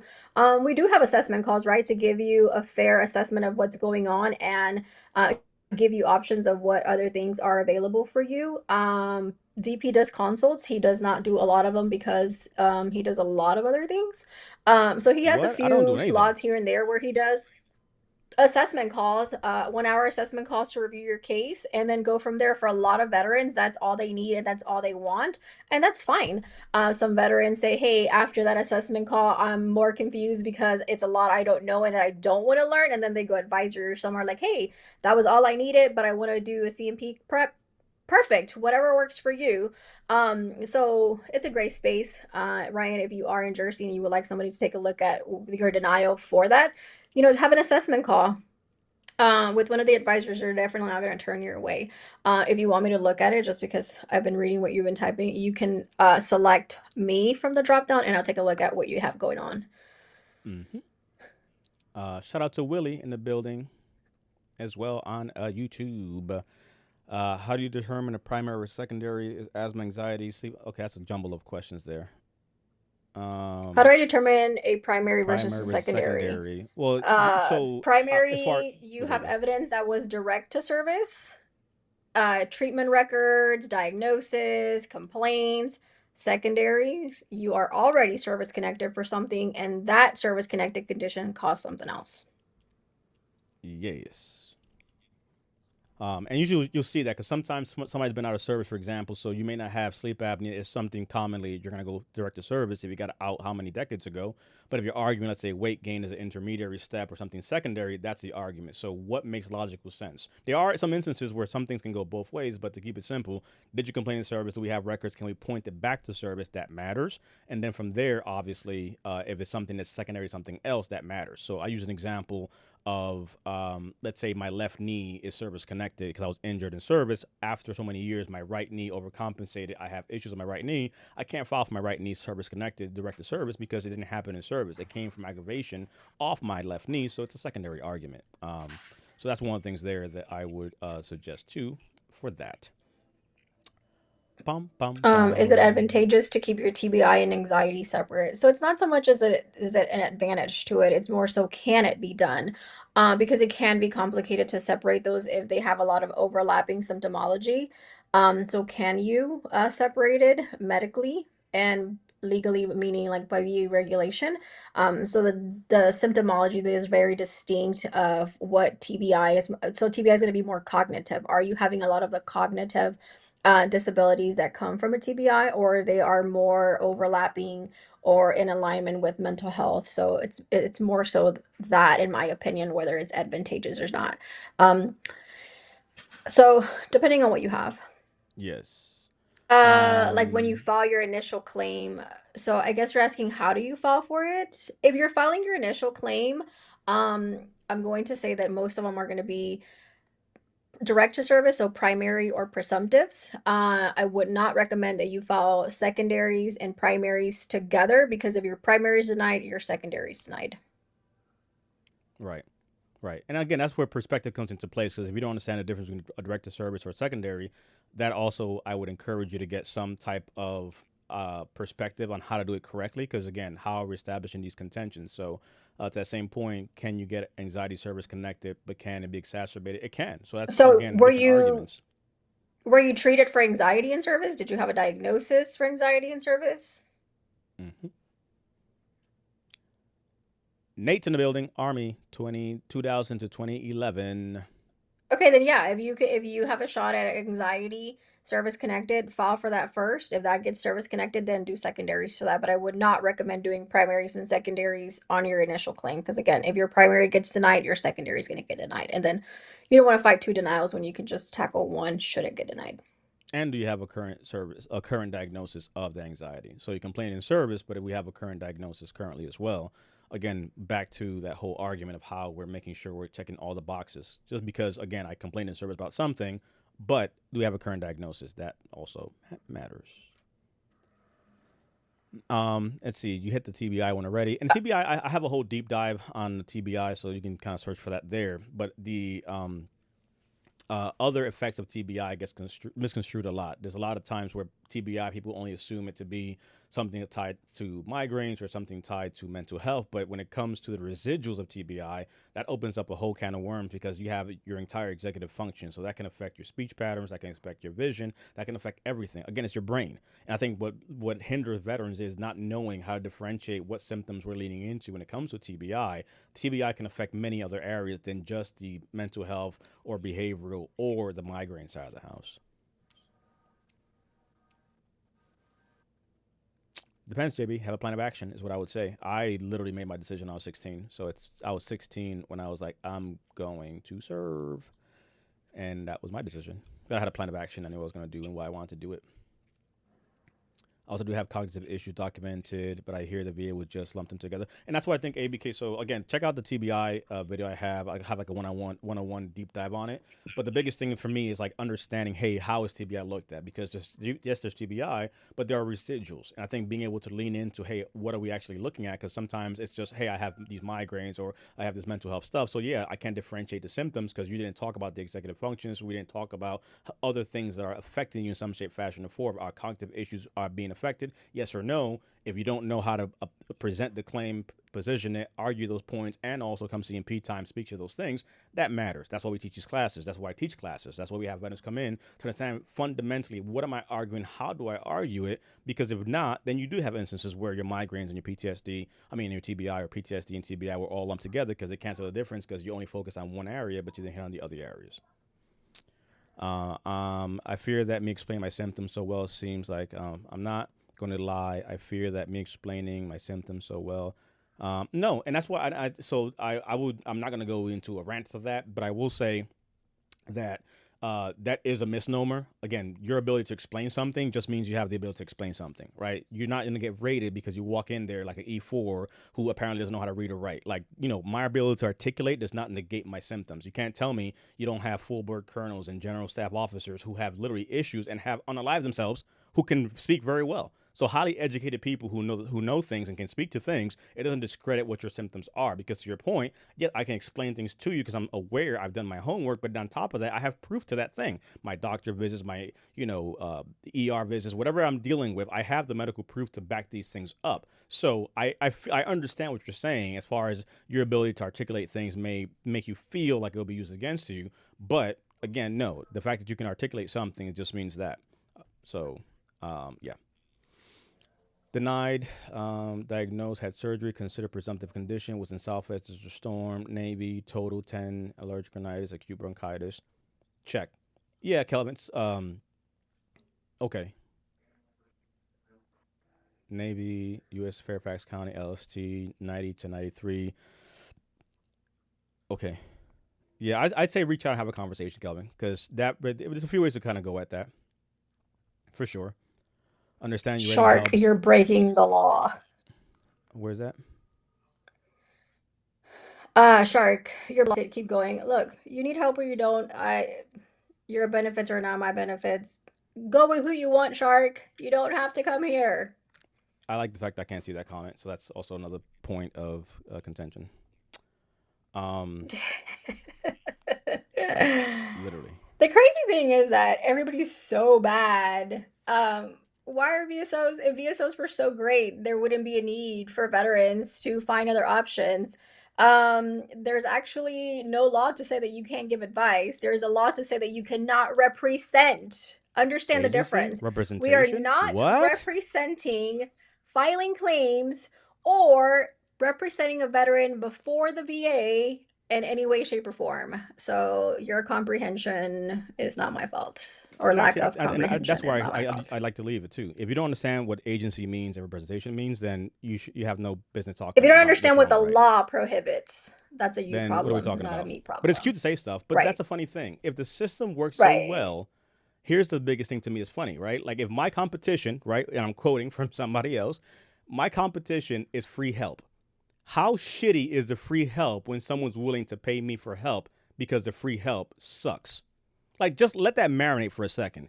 Like, you could sit here and complain all day or not like it for those that want to complain and whatever all day. But the fact is, if the free help was so good, how does free beat out paid? Like, that's literally what the whole conversation is. Oh, this And is wrong. I and better the shouldn't other do thing is this. like no one's forcing anyone to do anything. We're like on a Crazy live giving concept. Keep you, scrolling. free information, free guidance. Heck, there's raiders and VA employees in the chat. Like, are they doing something illegal because they're giving out There information? No, definitely like, are. chill. It's a Write them all up. fucking TikTok live. And that's the part Crazy that to concept. me is You always have a crazy. choice.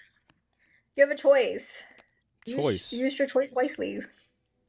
Understanding your rating helps manage daily life. Oh, for sure, and that's a big one Yep. too. To Murphy's point, and that's one of the things where, like, again, my company is Veterans Network Champions Club, VNCC. Hit the link in my bio. Look into the things that we have. It's not claim superstars are us. This It's more than a claim. It's more than just one result, because the other part people don't see is what happens after you win the claim. To that same point, to Captain Murphy's part, when you're looking at someone who, yeah, they got their rating, but they still have these issues. You still have to manage life. You still have to go through these things. What do I do now? It's not just turn and burn and off you go. It's about literally having the ability to say, hey, wait a minute, Clay's in the building. Did you give Amy shit? Uh, Kelly. I need to know immediately. Like, forget everything else. I want to know: did you tell Amy the Air Force sucks? Matter of fact, let me tell her to get in the tell her to get into the chat now. Donde está Amy? um. I mean, yeah, because I think Kelly, your husband had to call. Let me see. Our first call has been helpful. Damn it! You didn't do it. Oh no, I didn't. Oh, damn it! um. But Fail. yeah, choice, Fail. guys, options. No Uh, one's forcing you to do a thing. but no, Kelly's full of shit. First of all, let's just put it out there. Kelly's full of shit, and she's lying. We had a terrible VSO. We reached out to BNCC. Our help first call was helpful. No, that's crazy. No, wrong. You don't do that thing. uh, Right. Stick with the but bat VSO. right, stick with. I mean, you don't have choice. What can I say? Um, Curious Um, about back issues with no medical complaints treatment while in service. Can it be a secondary? It depends. Do you have a path for secondary? Are you service connected for other orthopedic conditions that can potentially aggravate your back? If so, and you can get an access or it's documented in your records or your VA records that it can be aggravated by another service connected condition, you can potentially file for it as a secondary. I just put that for you there in the chat, Kelvin. Veteransnetwork.club, or the link in my bio. You'll be able to look at the about us, take a look at the team, look at the bio. You'll be surprised. And that's one of the things that I will say that, again, is what I at least appreciate. Again, I like the way we've set things up. I can't speak about other organizations. There are good people out there, so I'm not saying that. But I personally like that we're real people with real names, with real backgrounds. Because the part that I think people miss is it's real people, right? We're real people with a real background because we're working with you, a real veteran with real issues, making a real claim. So for me, at least, I'll tell you, we've worked with people sometimes where it takes years to get to an end result. So I understand pseudonyms, I understand social media, I understand how this whole thing works. I'd rather make genuine connections with real people and help them solve a real problem versus the clickbaity crap of trying to sell them something. Like, we're literally sitting here for the better part of. I know you gave me like a time hack of what we're gonna go, but I'm sure we probably went I over sure it already. did. I think you Yeah, only said we're 11 going to minutes go live over. for however long it was. I said 120. I So would give you you said two 2 hours. hours. Um, I said I would give you 2 hours of my time on a lovely 120. We're Friday good. night. We're good. But my whole point is, Wait, like, what we time did have we go live? Uh, an hour 20. Uh, but Wait, I thought it was at 5. Okay, maybe I'm off. man, I have the clock running. It says 120 hours. 120. Oh, 1 hour 20 oh, minutes. okay. Oh You my had an lord. additional 40 minutes. Um, Moral of the story: if you're going to reach out to help to solve something personal like a disability, it helps to just know who you're working with. So go to veteransnetwork.club, look at the About Us, look at the bios. We have different branches of service, we have different backgrounds. You'll see what people did before they showed up here. That matters to me for a veteran to understand who they're working with, who they're associating with, because again, it's your decision. So, kind of helps to be a little bit on top of it. My perspective. John's in the building. Army, 10.9 years. That's very specific. 10.9. Oh, lie. Good Lord. I get it, John. Wait, Um, why 9/11, John? what? You said I said, wait, why not 11? You didn't have the extra Round two it up. months in VA you, math, John. Come on. right? He said, screw this. I can't My do 2 more months. Listen, I can't do this. We're gonna shut it up down 9 months and call Right. it a day. My therapist wants me to file for a claim on its own with her diagnosis, service connection statement, and treatment plan. Is that good, or should I get more evidence? What are you looking at, Dennis, specifically filing there? And your therapist, are they a psychologist or psychiatrist? It's a good point. Some of your initial thoughts until Dennis gives us some background on this here question. One, take a look at your therapist credentialing. Not that it matters for treatment purposes, but it will matter for VA purposes, for VA rating purposes, because not everyone can write or fill out those DBQs. And if you take a look at the DBQ for mental health, it'll let you know what qualified professionals are able to write it. And then if they're not that qualified professional, as long as they're under the supervision of that said qualified professional, they can write an opinion or treatment letter or DBQ for you. So take a look at that. And then, yeah, how are you doing that claim? Um, Mm-hmm. Yep. And that's one question that came out too, as far as like a higher level and the board and things like that. So there's a time and place of knowing which to go for what. Higher levels have their place. Some things have to go to the board. If something's completely wrong, it doesn't matter how you try to appeal something. um, An HLR is not going to fix what something if something's missing yeah. fundamentally. You're going. I saw another comment as well that said, what was the difference between an HLR and like a board? Um, Again, I've been doing this for over 10 years. I don't think I've ever sent anyone to the board. Just because if you go to the board means you just want the judge to review it, a VBA judge to review it. And whether it's you're going up in front of the board or you're doing, giving the board all the information and the board's going to review it for you. They have those different lanes of options of what you can do. But in my opinion, unless the VA is completely jacking your claim up and they can't see it, and you have everything to connect the dots, then yes, maybe go to the board. But a lot of the times you can do a HLR, a supplemental, an HLR, a supplemental, round and round and round until the VA sees it. And each denial is going to tell you why. So if the VA did something wrong, the evidence was in the record, they misapplied the law, they didn't evidence that was part of the record, you can have a shot in HLR, right? And explain why you disagreed. If you're missing something, an HLR is not the way to go. You want to submit a supplemental to have more information, add more information, substantiate that claim based on the denial letter. And then go that way. If the supplemental gets denied again, then you can also do an HLR. So I prefer that option over going to the board. One of the advisors here recently had a substantial VBA win from the veteran he assisted in 2019. So we don't do like board appeals because again, we do not represent you. We advise you. So we do not do BVA appeals, but the advisor nonetheless guided the veteran through what his argument should be. And it took 5 years for that veteran to win. He won over 100 grand back pay. But they take a long time. They take a long time. And if you can fix it with another option, then go with another option. And then the accredited agent who worked with him at one point and never showed back up showed up 5 years later trying to get paid for work that she didn't do. Oh, burn! Yep. Side note, She was asking sweet. for 30 grand. She wanted 30 grand for talking to him one time 5 years ago, even though she did nothing. But the point I wanted to highlight here was John got thrown. Good God, Oh, 90% okay. orthopedic Okay, was so now thrown from the an now the ambulance. 10.9 makes sense. Yeah, I got it. Yeah, look, 10.9 after you got Yeah. thrown from that ambulance, they got sideswiped. Oh Yeah. yeah, we're gonna shut it down. That makes sense. Ah, damn.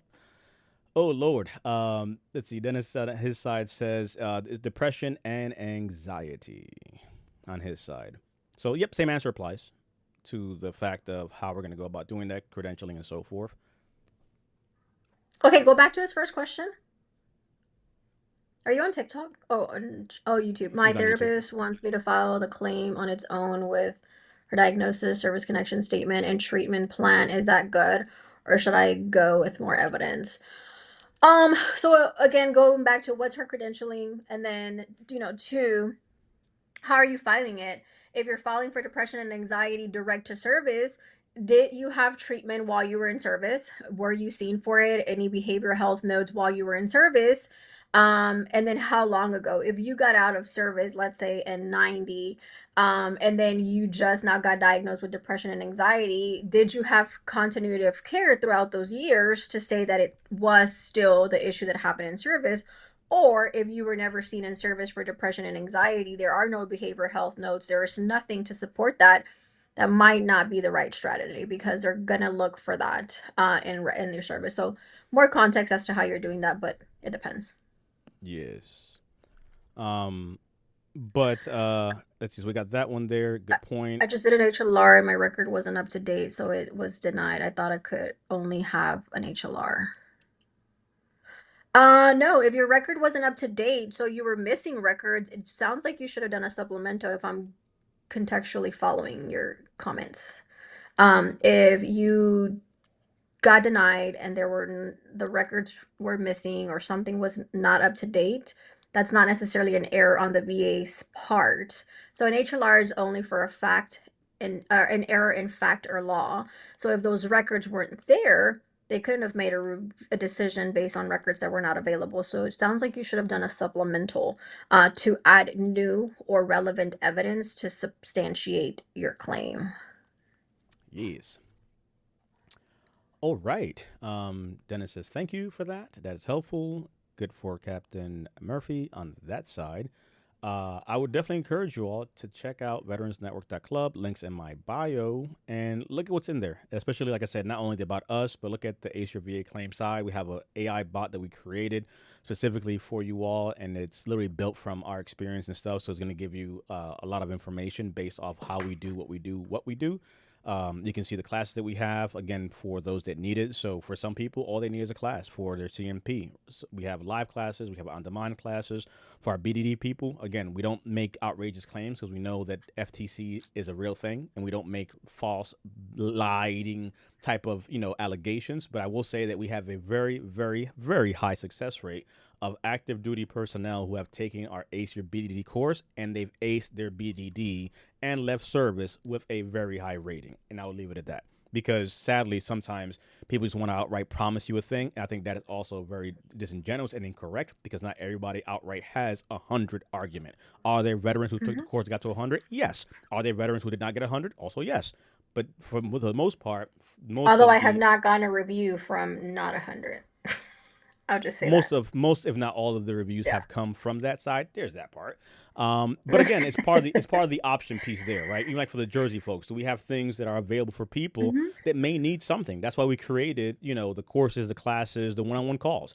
So if we believe in options, what are the options? Any organization wants to sit there and say, okay, well, we only offer one solution. Well, that to me seems kind of funny because maybe I don't need all of that you have there. Maybe I just need this. Maybe I just need that. So you can check our pages, see our social media. We're not here bullshitting you. We give information, we give context, we educate. And part of our option giving is just that, make an informed decision. I like to treat veterans like adults. I like to treat them as people who have autonomy to make their own decisions. So pick what you need. But I would definitely encourage you, have a call with my team. Because I'm telling you, as the CEO and founder of my company, we're not going to hard sell you on shit. We're going to have a And listen, conversation. sometimes it's easier to tell you that No. we can't work with you because you don't have a good claim than to lie to you and work. Because remember, there is no payment unless you win. So sometimes it's That easier. part. Like if you don't have a claim, why would we string you along to file a BS claim if you have no chance of doing anything? And Mm-hmm. that's the part that I like about not being a VSO, that I do have more leeway on educating you on what's possible and what's not.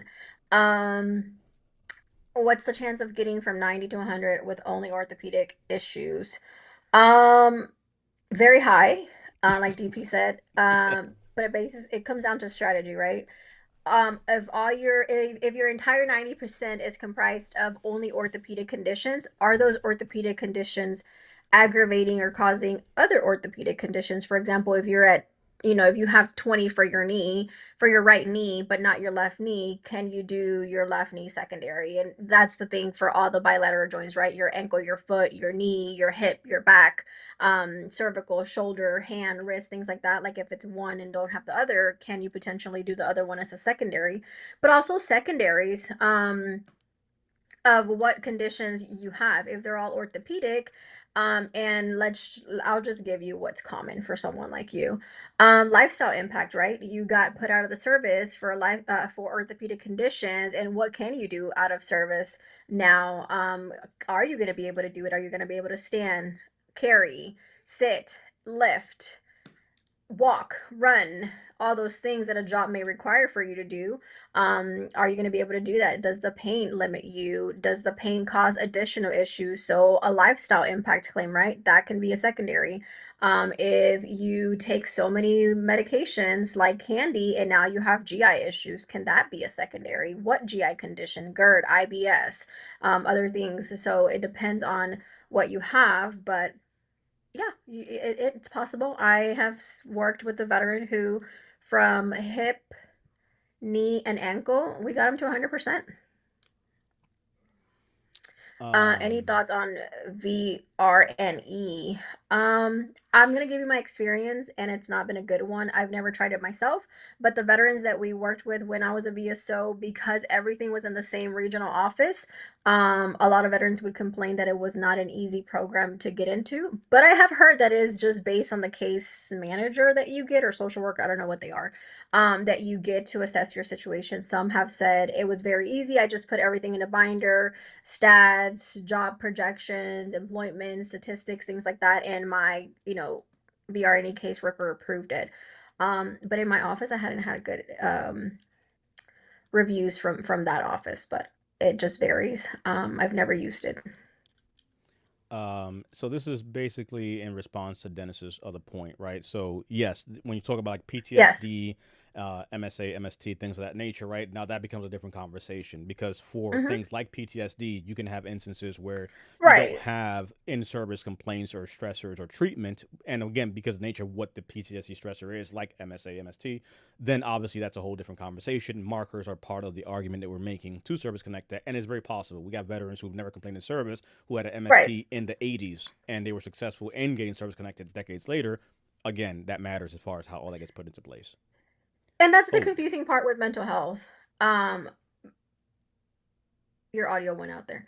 But I was saying that's the confusing part, or that can be confusing part with mental health, because depression, anxiety, person or depressive disorder, things like that, those things, the VA is going to want to see records unless they're tied to a stressor. If you have a mental health condition that is tied to a stressor like MST, then yes, you don't need to show proof of treatment diagnosis, complaints, and service, because you can substantiate the lack of records, medical records, with markers for MST, change of command, evals, therapy, chaplain, things like that.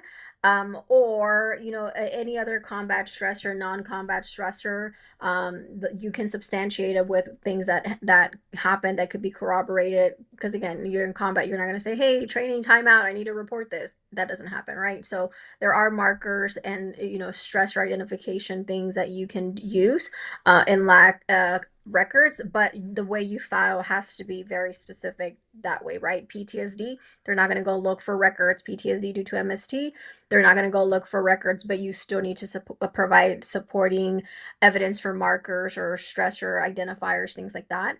Um, and that's the difference between filing for like depression, anxiety.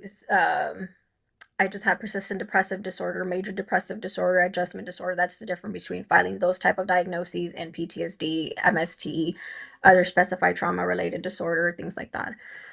Um, U.S. Air Force. While in tech school, I uh-huh. was blank, and my first sergeant changed my job. I suffered trauma. This was 85 to 89.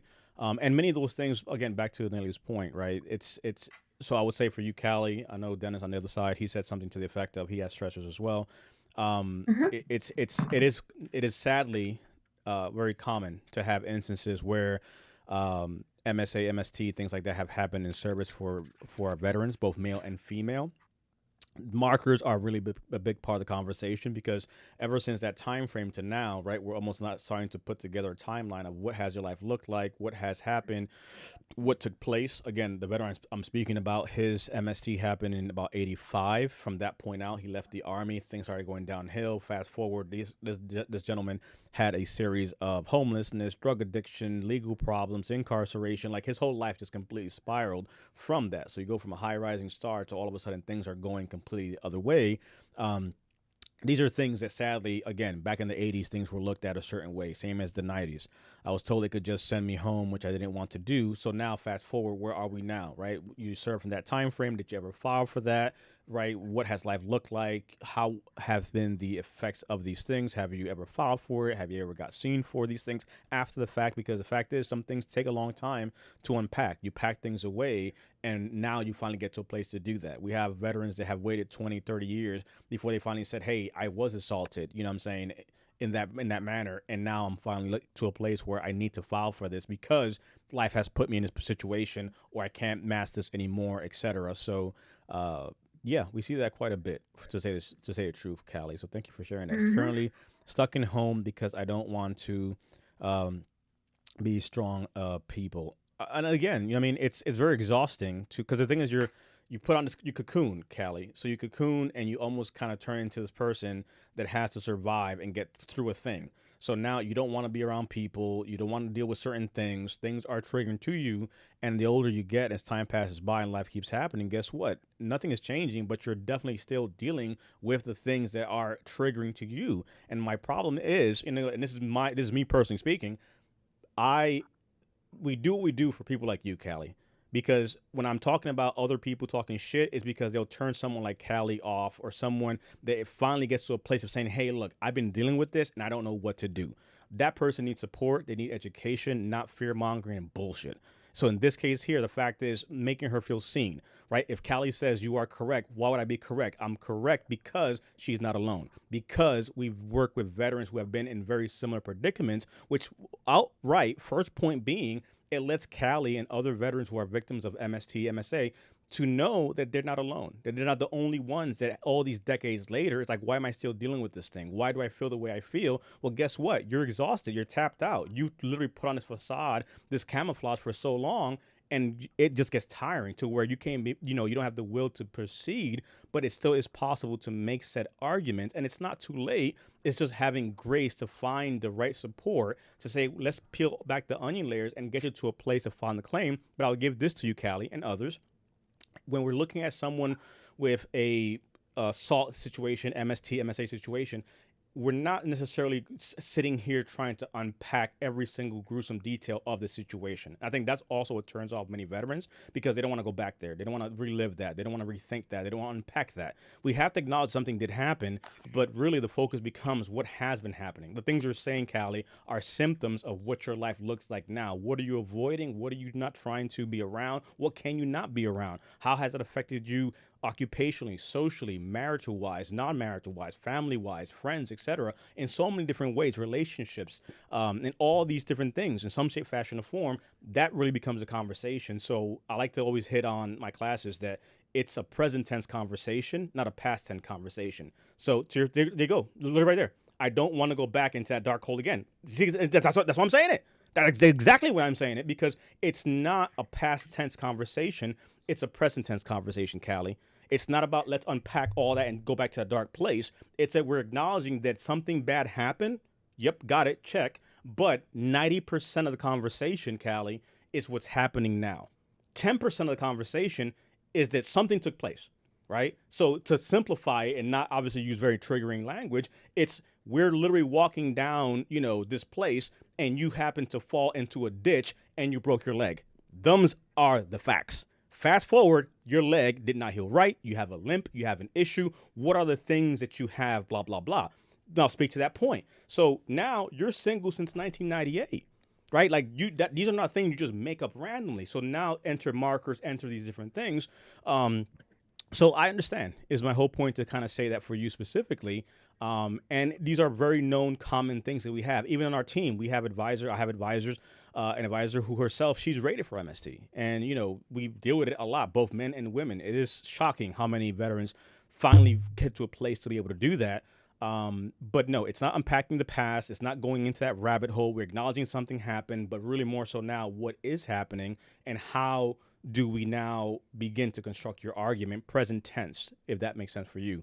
But thank you for sharing that, Callie. I know that's not easy, and to put yourself out there in a public setting for sure is difficult. So I appreciate you, and I see you. Nelly, on your side. I just wanted to ask, was she rated already or something to think? Because I agree with what you said, right? It's more of, what's happening now. But it does become difficult because we can't predict what the evaluation modalities of an advisor is going to be, right? Some advisors may feel like they need more details to render a diagnosis, where some are understanding and they're like, you don't have to unpack all of that. Just briefly surface level, like explain what happened, right? If it's especially like your first time. So it's hard. It's definitely hard, Callie, to unpack that, to go through that. It may take some time. But if these are things that have affected your life this long, um, you deserve to take a shot and, get the compensation that, this has taken a toll in your life. It can be hard. Jason at 40, Jen XXX70 rated at 90. Andy says, I was a bad alcoholic for 20 years. Then I got help to go, got my 70% for PTSD after I was out for 20 years. And again, my OG, I have like on TikTok, I have like a little motivation playlist, whatever. 50 years for one of my vets, Vietnam veterans. It took him 50 years before he filed his first claim. My oldest veteran, being a World War II veteran, he filed his first claim when he was 95. We literally Mm-hmm. were in his house with him as going through some of his stuff. And it's crazy to read sick call slip notes from the 50s. You know what I'm saying? Like, to read anxiety in 1950s stationery is crazy. So it's not too late for sure. Again, if Dennis could do it, if Andy's able to do it, it's not, because sometimes we compare the negative things, but it's more saying we're able to do that. Callie, you are able to do that because Andy was able to do it, as was others. Again, not dismissing or comparing severity from one to the other, but saying that time isn't a factor. 'Cause again, 20 years, 30 years, 40 years, we've seen it, right? It takes time and making sure we're making the right arguments. And also, too, what I will say, shameless plug, is Callie and others, if you've waited so long to get to a place to finally do this thing called VA claims, find the right help, because if you're going to do it the right way one time and be done with it and get the right support to be on your side. Because what you don't want to do is finally get to a place to do it and then you completely botch it by going by every Tom, Dick, and Harry's advice and get all these conflicting perspectives. Find the right jockey horse and stick with it. Um, I didn't seek any help during that time because I thought they would send me back home. Yeah, no, for sure. Fear tactic is a big thing. Fear is a big, big limiting factor, Callie, to that. And that can be argued again because it is a very common uh, feeling for many veterans who have experienced MSTs and things of that such. But I would encourage everyone listening as we do a little, let's see what we're talking about. Yep, 10-minute warning. 10-minute warning because I was given 2 hours. So 10-minute warning. I'll give you to 8 flat. Oh, there it is. But go to veteransnetwork.club. It is our website. The link is in my bio. You have the ability to check who we are, read the bio, and again, this is the God's honest truth. Naomi can attest to this. I like options. That's a big thing. But for me, right, and I'm not calling anybody out, but let's say someone like Callie or someone, like even Dennis on YouTube, you have stressors, you have situations, you have things you want to file for, but you may have reservations. For me, having about us and who our people are, it's for people like you. It's because if Callie is going to sit here and finally take this step, I want her to feel comfortable and have the option to not just be put through the ringer of a round robin, random talk to anybody. Again, my entire staff is amazing, but maybe you sit there and say, you know what? I feel like I'd like to talk to that young lady who was on the live, or I'd like to talk to that other person with that background similar to mine. Like, I want to make that decision because in a world where you have no control over your emotions and how the benefits get processed and how the system is fucked and all the things that you can't control, the one thing I want to at least give our veterans the option to do is say, hey, I want to talk to this person. Why? Because I felt like I have a connection or I'd like to do that. And in this space, having at least that little bit of a choice, it's empowering because you can't control the VA, you can't control how things happen, you can't control so many things, but at least you can pick the help you want, how you want it. And if I want to say, hey, this person right here, again, the entire crew's amazing, but I personally, to me, that was the rationale behind it. I want someone like my veterans in very unique situations to have the ability to feel comfortable in selecting who they want to work with. So, yeah, click the link in bio, have a conversation, check the team out, look around. We put the website up with user information, not needed stuff. So it kind of helps to make, give you all options. I wake up embracing myself not to be thrown from the bed. Sweet Uh, Lord. I did see your sleep issues, John. Um, the sleeping issues can be a secondary to your orthopedic conditions depending on what diagnosis you have. Let's say insomnia. If you have insomnia due to the pain, due to not being able to sleep in said position or a certain position because of the pain that it causes, especially if you have multiple orthopedic conditions, that can be a secondary, but you have to have a diagnosis for that. Is it insomnia? Is it something else? And then that could be a secondary, but sleep issues can fall under a couple categories. So I would suggest start with your provider if you already don't have a diagnosis for that. Let them know what's happening and then go from there.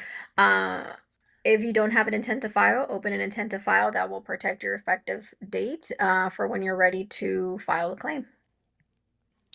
And thanks for sharing that, Captain Murphy. And I think, again, for some veterans, this is the reality, right? I did not know Yep. service connection was a thing. Then one day I found myself homeless and I got pointed to the VA. It took me 20 years and multiple times homelessness to kind of reach out. And again, it's the fact is, it's unsat that that's the reality you experience, right? All the different things that led to that point. But I will say that we now can tell Captain Murphy's story, we can tell Kelly's story. We can help that someone else right now probably watching doesn't have to wait 20 years, doesn't have to let things go to the point that sadly others have gone through. And I think that's sometimes what's missing in our space is kind of telling that story to be able to help in some shape, fashion, or form, right? To John's point there, sharing. Like, that's the whole point. I'm not, good, bad, or indifferent. It's our stories, it's our realities that help somebody else potentially get the help that they need. The VA doesn't give a shit about veterans. I have so much shit that is service connected denied. I understand, Adam. I get it. And that's a deep dive to look at, like, what was filed, how was it filed, what was missing, is there operator error, system error, because conversely, right, there are times when things do for sure go wrong in the system, but worth a conversation. Yep. Um, Have a claim. Why don't claims get dated to the original data file? So they do, and if they don't, you can file an HLR for it. But it depends on what you're referring to original data file. Like if you filed a claim now and it gets decided in July of next year, it should get backdated to the day that you filed it, but it's not going to go back to like the day that you got out of service. Or if you filed an original claim, let's say in 98, you got denied and didn't do anything to now, they're not going to go back to that. You have 1 year to pursue that, actively pursue it. And if you lapse that year, they're not, unfortunately, like that's just how the rules are written. yep. Um, So for 2026, what are some things you're looking forward to, ma'am? What will we be doing? Anything that you'd like to share as we begin to come on down? Oh, that actually right there. Well, I Boom, did quick one. say that in, So quick one right there. Thank you, oh, one, for sharing that. Granted MST in 2024 from incidents in 83 male here. Markers boosted my case, but also had 3 CMP exams mhm. with medical opinion. Again, do you know what I'm saying? Like, and again, that's what has to be shared with others to know. Like, hey, here we have an 83 incident, so it definitely is possible for sure. Thank you for sharing that. Back to you, Neely. Say I In originally 22, filed in 22 and then the HLR, they only backdated to the month I did the HLR. Um, it was a break of more Depending than on 1 year. when the That's what it was. HLR is at, you could potentially Here's a tricky thing.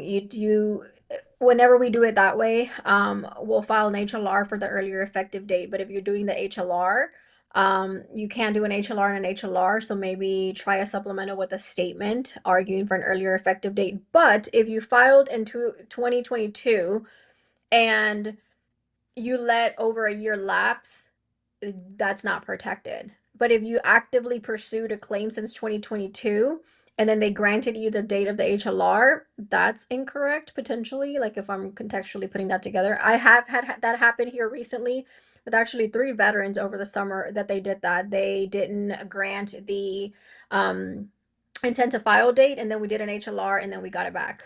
But it just depends on how you did things there. Yep.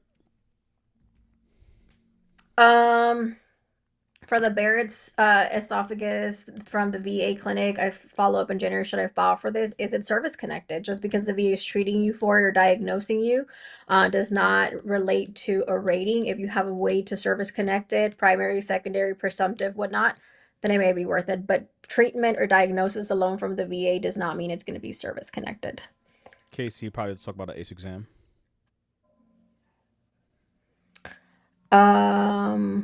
The what? Casey is probably talk At about a an ACE secondary exam. might have never had an exam since they had enough evidence. Yep. If they had enough evidence, the VA may only do an ACE exam for certain conditions. If you submitted enough medical evidence, if your VA treatment records had enough evidence to substantiate that, they may just be asking for a medical opinion. But if it's for migraines, uh, again, unless it's very specific information there for rating purposes, they could. Um, I typically don't see a lot of ACE for migraines. Um, because it's just going to be rated, especially if we submit a DBQ. But most of the time, they'll send you to a CMP exam because they'll ask you, as far as like the severity, debilitating issues, natures, impairment of the condition. Um, for Captain Murphy, yeah, the VA does have programs, and sadly, I saw your other comment earlier that DP was talking about. Um, I when I worked as a VSO, I was in a clinic, and I worked closely with the homeless coordinator. And sometimes, sadly, it does happen where no one tells a veteran about benefits until the veteran is homeless or in a really bad predicament. I met a veteran. I texted DP 2 nights ago. So I'm Hispanic, so we celebrate the 24th, Christmas Eve more so than the 25th. And so we had our celebration on the 24th, and I met a veteran there, and sadly, nobody talked to him about his benefits until he had a stroke. And he's only at 10%. He potentially has other things to file for. He's a desert I don't remember, Desert Storm or Desert Shield. But nobody talked to him until he had a stroke. And so I'm gonna work with him. He's a relative of a relative of mine, so I'm gonna work with him. Um, he's dealing with a lot of residuals of his stroke, but again, sadly, sometimes it takes a life-changing event for someone to tell veterans about their benefits. I remember when I got out, I was trying to think, somebody mentioned something about TAPS here recently, and I'm like, I don't even remember what my TAPS class was like. The only thing I remember about me processing out was them offering me to do a resume for me. And I'm like, I didn't even know what the heck I wanted to do. And like you're asking, like, just get me out, find me a job, like let's go. Like that was the only thing that I can recall from my TAPS class. Your GI Bill and do you need a resume? But I'm glad that you got the ball rolling eventually, Murphy. I hope that you're in a better place now with what you're dealing with. And if you need help, reach out. Yes. Bum bum bum bum bum. Let's see. Oh, Gina, how was your migraines or migraines CMP? I haven't had an experience with the migraines ACE.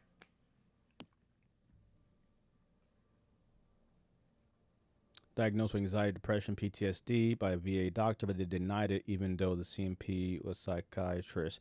So I think that goes back to again how just because you have a diagnosis by the VA, that doesn't equal like, hey, what's the in service of interest stressor? So um, And that's the that part of like again, we covered it earlier. A mental diagnosis is very specific, and the VA is going to want to see that in your service treatment records, unless it's attached to a stressor, which most of the time that's PTSD, other specified trauma, stressor related disorder. Those can be service connected if you have stressors, markers to point back to service. But if you're filing for a specific mental health diagnosis like anxiety, depression, adjustment disorder, major depressive disorder, anxiety, generalized anxiety disorder, 9 times out of 10, the VA, in my experience, will look for records to substantiate that in service. Um, Even though you may have treatment, like I said earlier, too, I had a veteran who I worked with. He had been being seen at the VA for 10 years with a PTSD diagnosis through the VA care system. But when he went to a CMP exam, that examiner did not corroborate or confirm that PTSD diagnosis, and he was denied. And that happens because you may not know what you're dealing with when it comes to a CMP exams. Again, not that you're lying, exaggerating, or making shit up, but you just don't know how to talk to the VA or the VA language when it comes to CMP exams. And sometimes that's the biggest thing. For lack of a better term, you failed your ACE exam. I'm sorry, your CMP exam. Mm-hmm. Let's see. Can I get a diagnosis from my VA PCP, or does it have to be a civilian doctor? A diagnosis is a diagnosis, so it doesn't Mm-hmm. matter for that element of showing I have a medical condition. And Gina got a 50. She's at the VHA. Oh, okay. Yeah. Navy about to be my BDD window 2015 to 2026. I would encourage you to get our Ace Your BDD course. No shame whatsoever. It will help you, Kendra, for your BDD claim. For sure.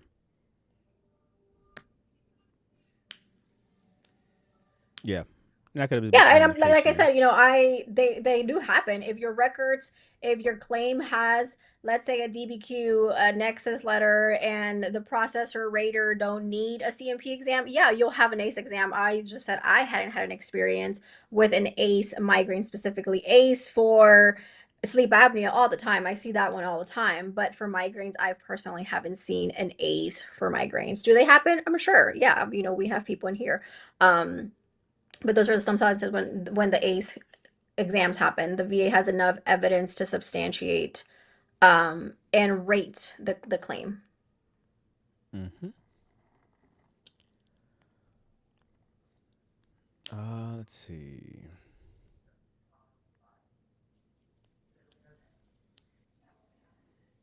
Migraine CMP exam. Waited 3M. Finally called. Now they want me to do a TBI exam. Did you have a TBI?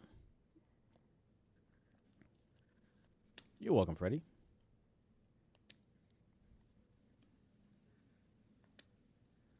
What was the denial for? Boxer, trifecta, duty to assist? I mean, the duty to assist, they just, it means that something wasn't done properly, whether they missed some evidence, whether they missed a medical opinion, it wasn't clear, it was missing something. So it depends on what that duty to assist error. But again, earlier we covered this. A duty to assist error doesn't mean that it's a positive outcome once they realize there is an error. Agreed. If you have medical evidence to substantiate migraine secondary to tinnitus, yeah.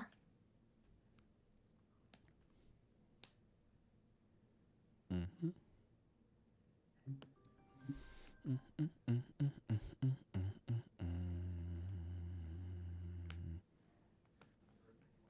Okay.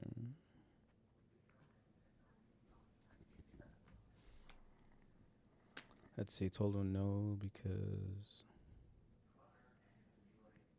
What was Miss J? Waiting for migraine CMP.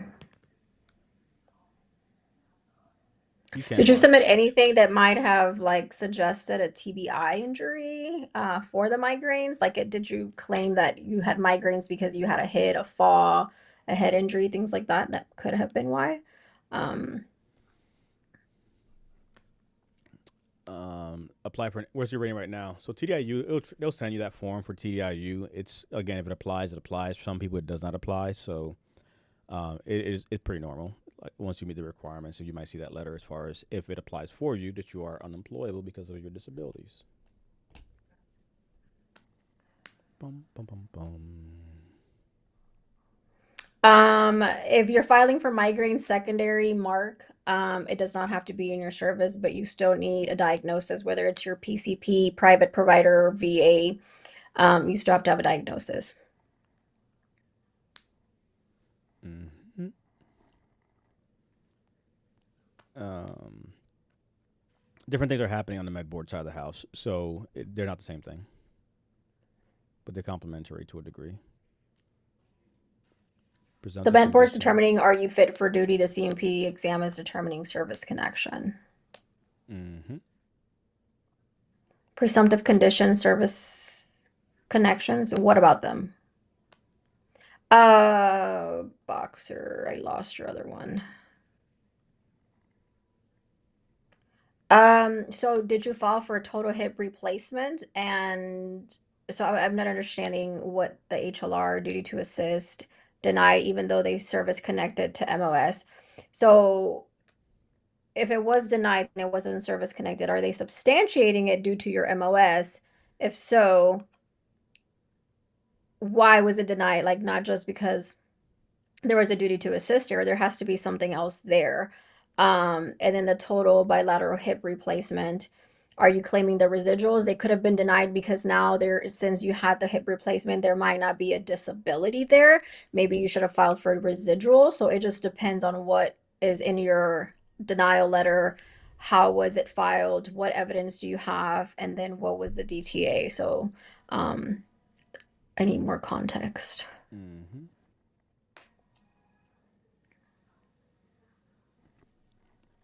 Let's What is see. the point of an ACE exam? I have possible call Monday for increased GERD sinusitis. So an ACE exam is just acceptable clinical evidence. The VA can make a decision and assign a rating based on the evidence that you submitted, and you don't have to go in.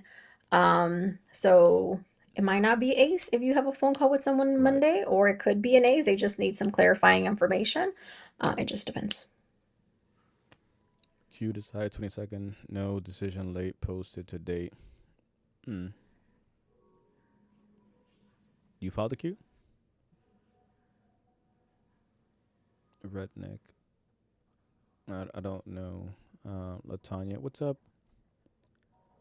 Narcolepsy.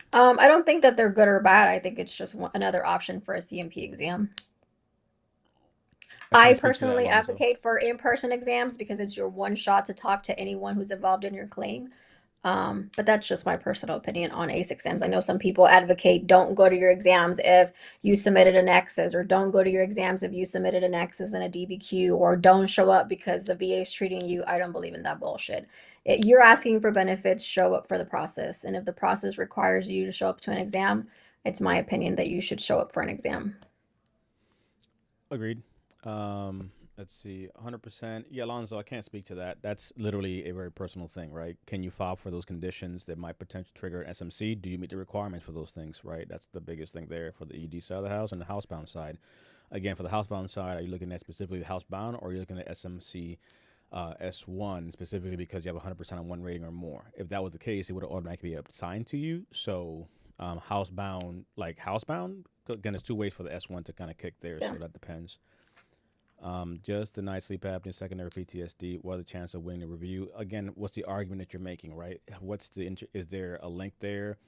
Outright, is it causation? Is it aggravation? Are we using weight gain as an intermediary? That depends, right? As far as how the argument was made. They basically said it would be like a mental health examination. Not gonna lie, I was terrified. I don't know if you're talking about the TDIU piece that came up earlier, but I don't know what Jay's talking about. Is there a way to ask for my psych evaluation for my VA disability claim to be moved up? Been waiting for a month for them to schedule it. So Carolina, honestly, that's just scheduling. So they're gonna try to get you in as soon as they can, but the reality is that that can take some time. So trying to get like a quicker one sometimes is not kind of how that goes. The VA is just the VA, and things take the time that they take. Um, So touch on presumptive conditions, service connection. So presumptive conditions are conditions that the VA has deemed are service connected, based on exposure, location that you served, So if, for example, Vietnam veterans exposed to Agent Orange, there is a list of locations, timeframes that the VA has deemed those locations, those veterans stationed, worked in those areas were exposed to Agent Orange. And if you have a condition that is on that list of Agent Orange exposures, presumptions, you can file for that. And essentially, you don't have to meet all of the three elements for service connection as far as like the nexus or event and service, because by presumption the VA already said yes as long as you have the diagnosis. And that's the case for all the presumptives like Agent Orange, Gulf War, burn pits, under pact act. um so yeah, look at the ones you're looking. The other one that opens up now is the Terra. If you're exposed to any toxic risk activities, then you know you can also service connect that if you have a diagnosis and you meet the criteria for that exposure or Or location. Mr. J, hard to speak. That's literally why I teach a live class and have a course for the CMP exam, specifically for instances like that, being able to speak to your actual symptoms. That's why we do it. Air Force in the building, 19 years out. Shout out to you. Explain the VRD process. Just applied. We just touched on it. We can circle back to it too. Do you recommend SMCs? Not so much a recommendation thing. If you meet the requirements and you have a situation that justifies it, then that's the argument to be made right there. Got denied. Treatment received is not helping. Community care, my next best option. So again, the DDD claim got denied. Treatment received is not helping, but how are we tying it back to service, right? What's the argument and why was it denied? What do I need to file for an increase on a rating? Doctor's visits, buddy statements. Again, if you're now, Christopher, if you're rated for something, it's a conversation now of the symptoms getting worse. So we have to look at what is the condition specifically that you're rated for, and what does the rating criteria entail? Do you meet the requirements for the next bump up, or is there even a increased situation there in place? Again, if it's musculoskeletal, is it a range of motion issue? If we're talking about other conditions, are those symptoms there? Again, maybe GERD is not going to go up, maybe your mental health is not going to go up. So it depends on the symptoms. So beyond just so much the buddy statements and doctor, once we're already rated, now the argument is the symptoms. How can we prove that? And all those things in some shape, fashion, or form factors into that. Get another. Passport. Stop listening to broke people. You're still here. So yeah, take your real estate investment to your life. Who's this? Housebound. Need to have one. Or outright be housebound. So I'm saying there's two ways for S1 to kind Um, of hit. Stop listening to broke people. Thanks. I'm Let's not see. broke, but thanks for your assumption. Carolina, so is there a way to speak with anyone about a faster appointment?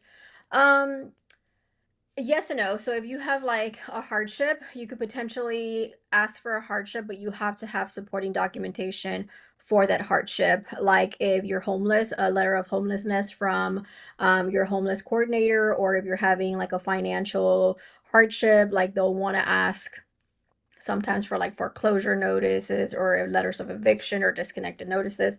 So it depends on the hardship that you're filing for and if you qualify for that. But typically, there's no like faster way to move them. Yep. Someone asked about about World War II. Can they be rated?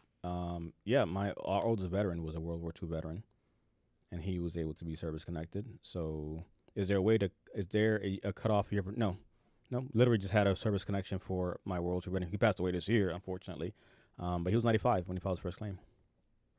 Did the sleep apnea rating change? No, those changes as of Nope. yesterday have not been finalized. They have been proposed for 3 years, I think.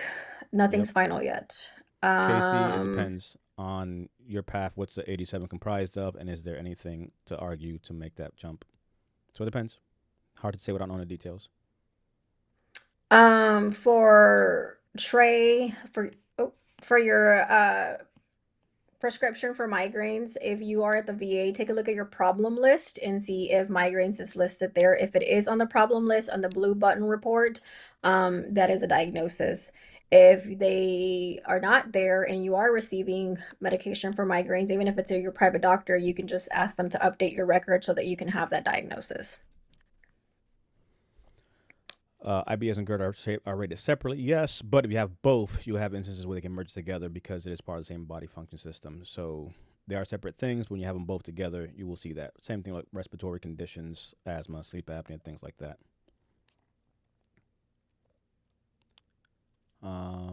I have a question. We may have an answer. I have depression, anxiety, started treatment, starts therapy next week. Can I start my claim? One thing is independent of the other. But you don't you can, yeah. Again, how are you gonna file that matters. Rare cancer, 2020 from that exposure. I don't know the first part of that. What about the rare cancer exposure? What do you guys see on secondary claims for medication side effects? What are the side effects? If you are having side effects for a service-connected condition, anything that's happening to you as a side effect that is a diagnosed condition, not a symptom, but a condition, could potentially be a secondary.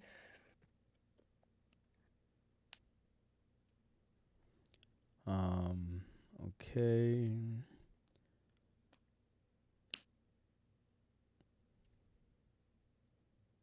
I don't. What stuff do you see for vets? Homelessness. What happens? What do they do? Uh, hmm. I don't know what the question is on that one. IBS, migraines, insomnia. I didn't catch that part. Um, I have depression and anxiety, started treatment and started therapy and start therapy next week. Can I start my claim? It depends. Again, mental health claims are not straightforward for everyone. Are you filing for depression as a direct to surveys? Are you filing it for secondary? They are not evaluated the same when it comes to service connection. If you're filing for direct to service, you're going to want to see in service treatment, diagnosis, complaints. If it's attached to a stressor, they don't need to see those things. They need to substantiate other things for that, markers, stressor, identifiers, things like that. So it just depends on how you're filing it. And just because the VA is treating you does not mean it's service connected. You can claim just about anything. Can you claim scalp folliculitis? You can claim just about anything that you have a diagnosis for, and it's a disabling condition, and the VA has a rating code for it. If they don't have one, they can still rate a claim analogously to something that's similar to it, but it just depends. Can you file for it? Do you have a way for it? Was it service connected? How is it service connected? Do you have the medical evidence to prove it and tie it back to service? You can file for anything that is a medical condition that's disabling to you. 100% PNT when going to appointments is filing a claim for travel cause for no, it's just regular care. That's not a cause for reevaluation. Is it hard to get the last 10% to make 100? I got told it's like an extra 60 to get that 100. No, the VA math is different. So you have some people who are 94, It some people who are depends. 86. So it depends where your raw score is at, and then what argument do you have from there forward. If you're at 94 raw score, you need 10% to 95 to round up to 100. If you're at Hmm. 85, you need a whole lot more. So it just depends on where you're at. Your shoulder was dislocated during boot camp, but what's the shoulder situation now? Again, you're not being rated on what happened. You're being rated on what's happening. What's the current impairment level of what you have? I popped my shoulder out in boot camp. That doesn't necessarily mean I'm going to get rated right now for it because what's the functional impairment that I'm dealing with now? Bum, bum, bum, bum. You're welcome.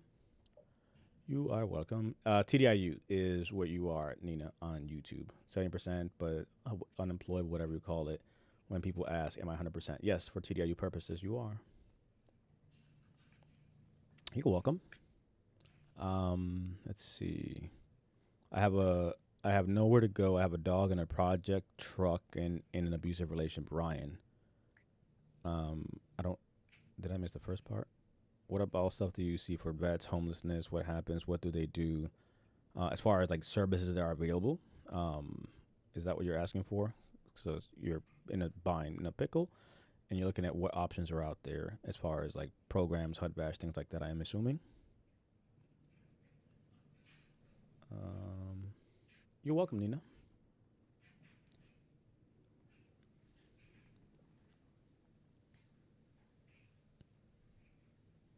Yeah. Any thoughts on that for the homeless side of the house? I know you worked with that stuff before.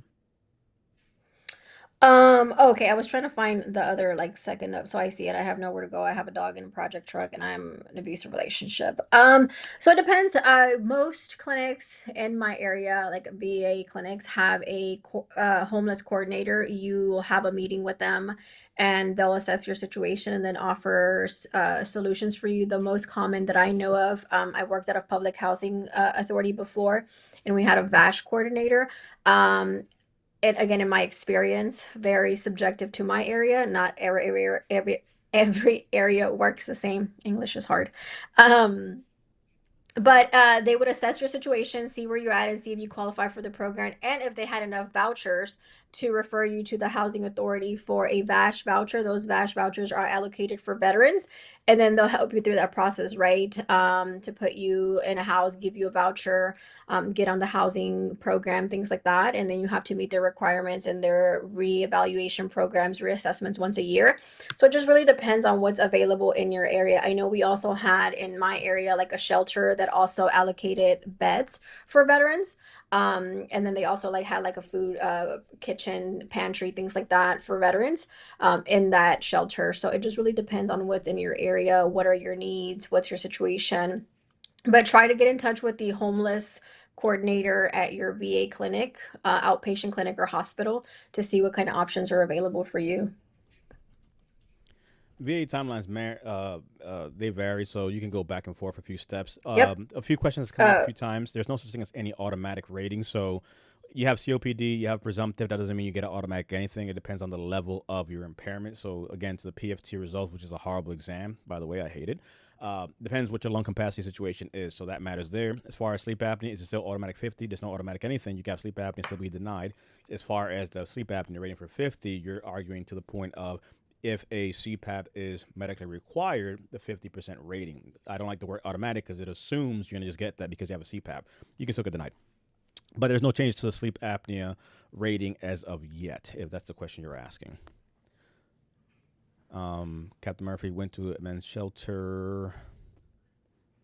Stayed at a um, men's shelter. Later went to the HUD program. It works. There you yep, go. the Yes. VASH program. Yep. hmm Mm-hmm. How can you find out what your total rating is? Find out. You can Google VA calculator. A few will pop up, and then you just depending on how the calculator is set up, you can just put it, or you can do it the hard way. The whole person theory, deduct the highest percentage from 50 and then percentage based off of that. It is so complicated. You may not want to do it manually. But yeah, you can Google VA calculator, input all your disabilities. If it has a bilateral factor, make sure you are selecting left leg, left arm, right leg, right arm, so that you can get the bilateral factor applied and then you can find your raw score. You're welcome. Let's see. Supplemental claims on appeal that was denied. Yeah, HLRs or a supplemental, Shane. As long as you're in that 1 year, if you're actively pursuing the claim, you're preserving that intent to file. USMC active 8 years, been out 6 year. Hardly went to medical and haven't had my PCP. Um, Got to get seen first of all. Got to go see a doctor. Got to start looking at what all are you dealing with, right? What conditions have you been neglecting? Current diagnoses, right? And then again, what are the arguments that you're going to make? So I wouldn't just go outright saying, "Hey, I'm going to do all these things overnight."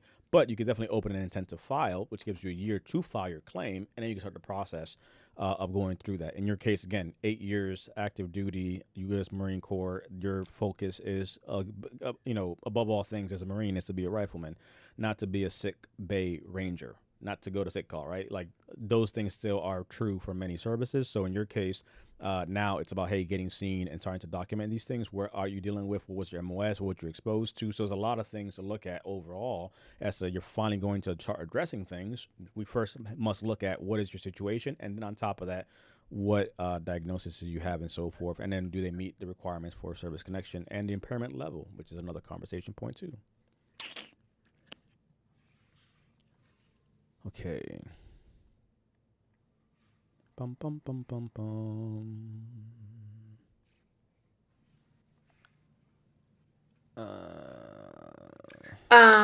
How on earth does one get a diagnosis if PCP cancels appointments and won't see a veteran? Talk to a patient advocate. I know their name changed in my location.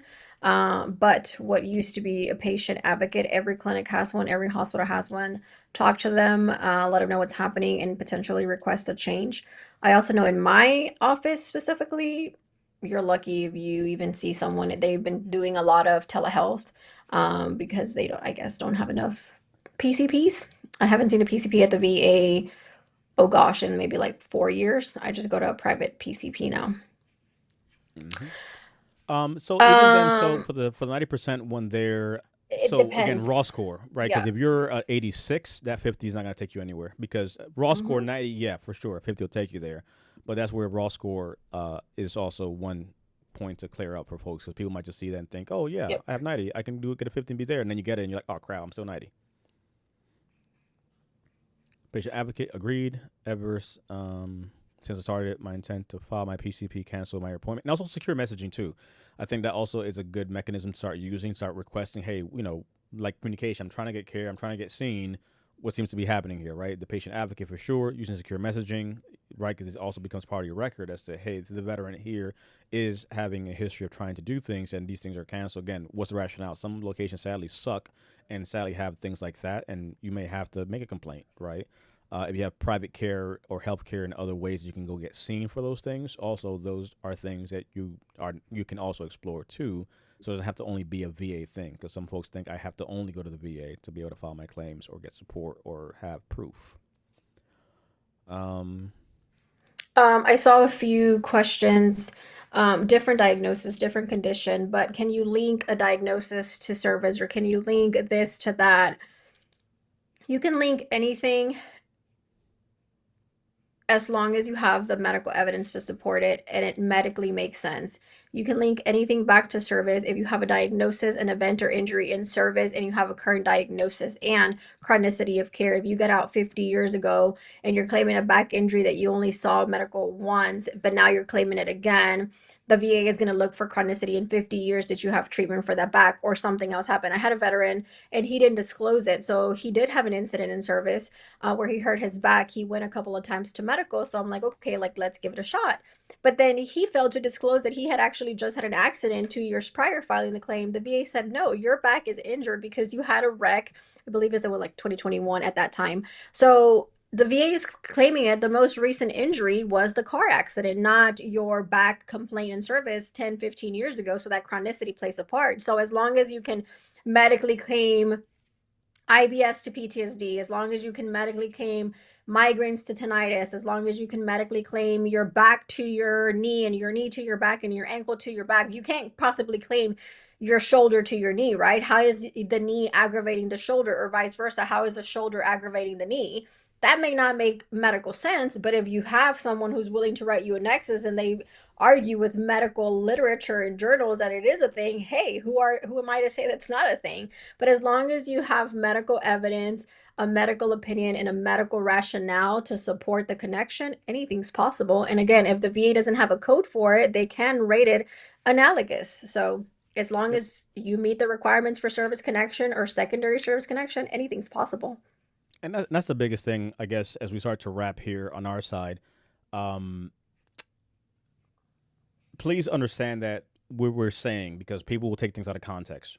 Anything can be argued in some shape, fashion, or form that makes sense, that has incredible logic, not just let's spray and shotgun things against the wall and see what sticks, right? Because sometimes people negate the fact like not everything is going to have a diagnostic code or a rating criteria, but things can be rated analogous. For example, if I have this prostate situation, I'm not going to outright just be rated for the prostate, but they can be rated for urinary frequency or for avoiding dysfunction. So these things matter, right? For perspective, we want to make valid claims to the VA. What are we saying was service connection to it? What was the service connection to it? How was it aggravated or caused? These are two different things. So the basics of how we're filing a claim, again, it matters. Like we talked earlier, this is key, right? Do we have a current diagnosis? What is the in-service event or service aggravation, right? Was this caused by service or was this made worse? That might seem so trivial, but it makes all the difference in the world. You came into service with flat feet. You can't say the service caused flat feet. The service made flat feet worse. Words matter.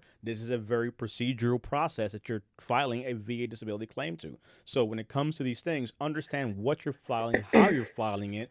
Don't just get lost in a random YouTube, Google AI search because certain nuances are missing. I'm telling you, we do this. We have chat boxes, we have AI, and I'll tell you, we double check everything because even technology and social media and YouTube searches and AI or chat GPT or whatever, they get it wrong. I can literally look at something like, nope, that's wrong because it's either citing incorrect things or it's not taking into effect or into calculations your specifics. So make sure you have a sounding board. I would encourage you for Um, sure to reach out on our side of the house and talk to one of our advisors because it helps to get perspective, right?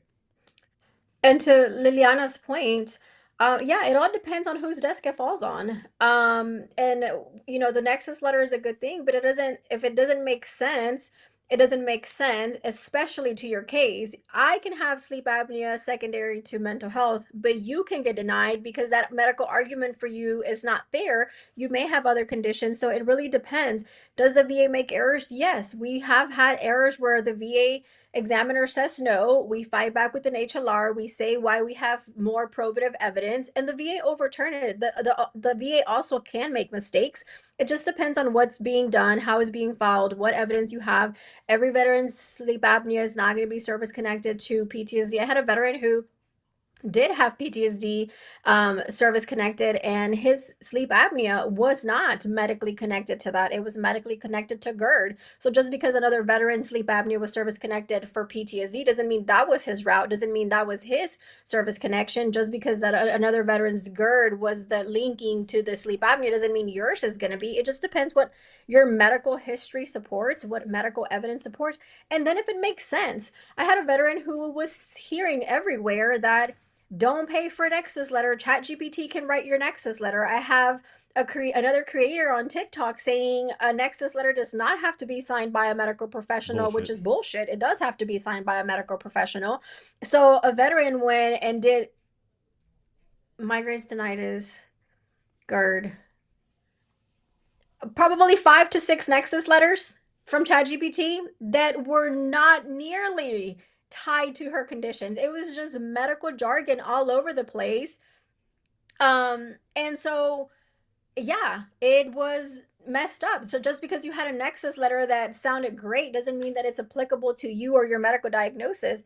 Even better, she's a rater, so you know she sees these things. Liliana, she's a VA rater, so it just depends. And again, just because you have a Nexus letter and that connection happens, the VA can still make mistakes. It just depends on who's seeing it. And again, I always advocate for an access letter because it gives you a fighting leg when the VA gets it wrong. For example, one of the biggest issues that I see is when you're filing a secondary claim, and the VA says one thing didn't cause it, but they completely I'm coming. negate the aggravating factor. If you specifically said it's being aggravated by, it's, you know, made worse or aggravated by, and they miss that piece, that's a piece that needs to be addressed because it's not just causative.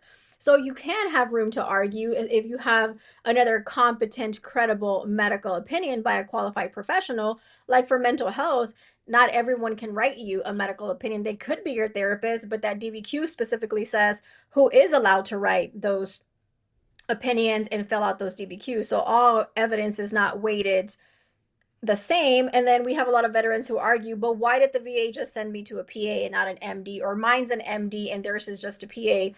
Those are things we can't fight. You know, the VA does what the VA does. And, you know, do you fight against the system or do you just do what the system asks you? Sometimes it's easier just to go with what the VA is saying.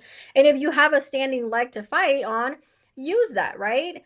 So it's just all subjective. And unfortunately, the other thing that happens is that every RO does not follow the M21 or the CFR the same way. I have a friend at the VA, she was a processor, and she had raters say, I would grant this, and another rater say, I'm not going to grant that. So it's just also a human error sometimes.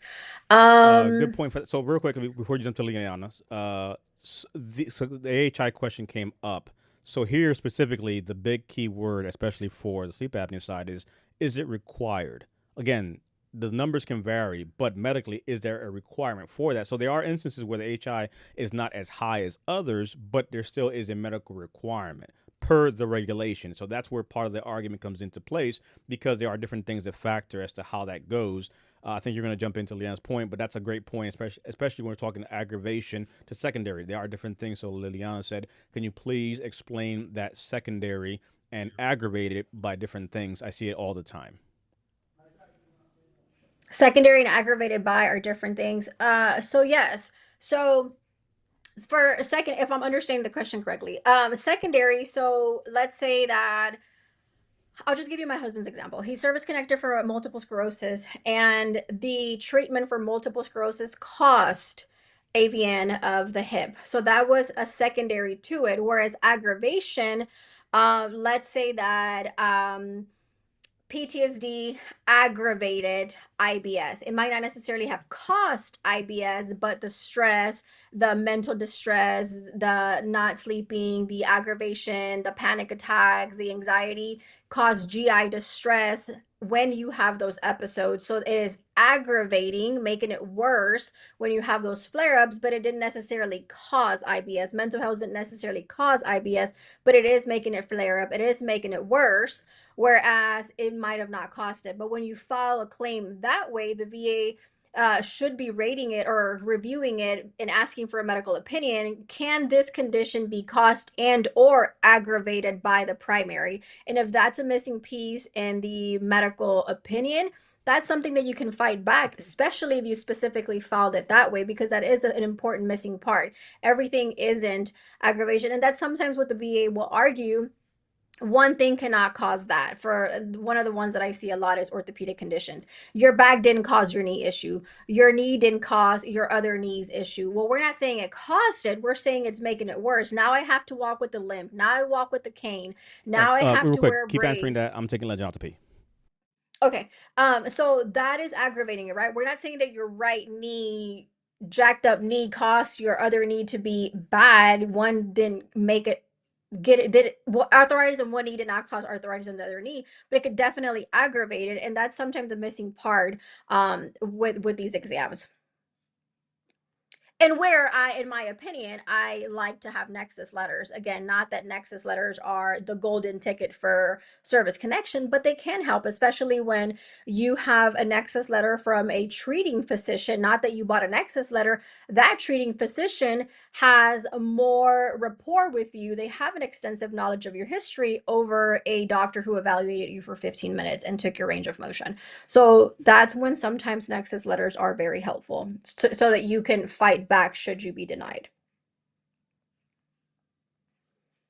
Yep, CPAP has to be prescribed for that 50%. I saw somebody say is 50% automatic for sleep apnea. It's not.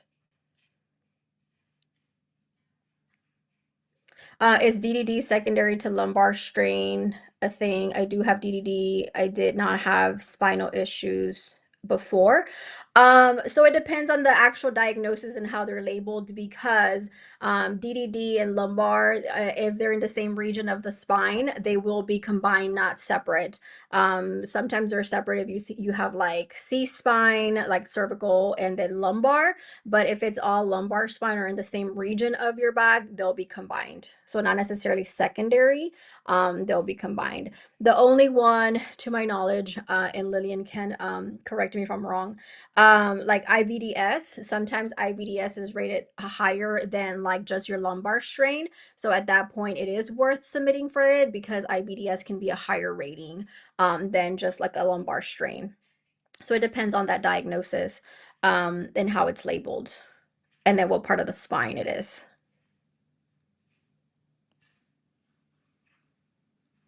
So the VA is not going to give you two diagnoses for the same region of your body. So for example, like if you have two diagnoses for your back and the symptomology overlaps, they can say that is specific to DDD or that's specific to a lumbar strain. They can make a difference between that symptomology. So they're not going to give you two, they're going to combine it. Your rating may say lumbar strain to include DDD at 20%. They're not going to give you two different ratings for the same condition with overlapping symptomology.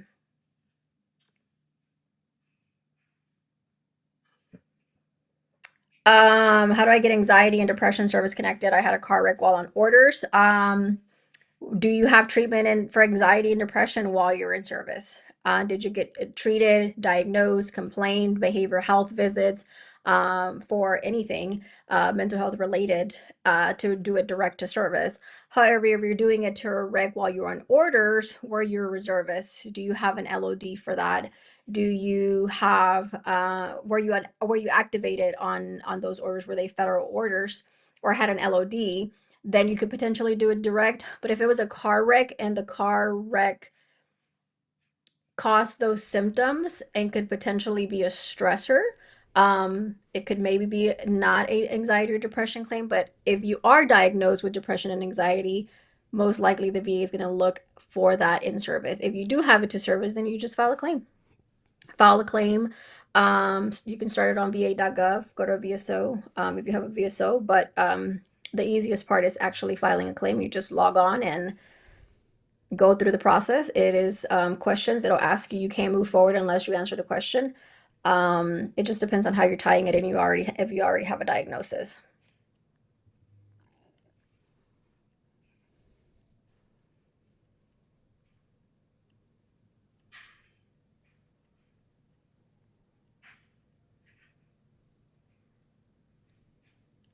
I accidentally did an increase instead of a secondary. What do? You can withdraw the claim. You can call the VA or do a 4138 and request to withdraw the claim. Sometimes if it's not too far along, they may just cancel it. Sometimes they may let it go. Over to YouTube on screen. I was rated for lung cancer and I'm coming up with to the end of my treatments, the tumor damage to my right lung and the scar tissues and a nerve. So, I'm assuming that you have 100% for the lung cancer right now if it's still active, right? So one, yep, that was where I was going with that. If you still have 100% for that right lung, or for the lung cancer, once that treatment is over, the VA will usually evaluate to see if it's still active or in remission, and if it is, you can file a claim for the residuals caused by the treatment or the cancer. You definitely can file for the residuals of the scars, tissues, nerve damage. Just make sure that they're diagnosed. Sometimes you can have the residuals and they, like, for whatever reason, don't actually become a diagnosis. So make sure they're diagnosed. But yes, once your cancer rating drops to a 0, if the cancer's gone, you can file for residuals. Yes. And then he says, yes. Quick question for you, rapid fire.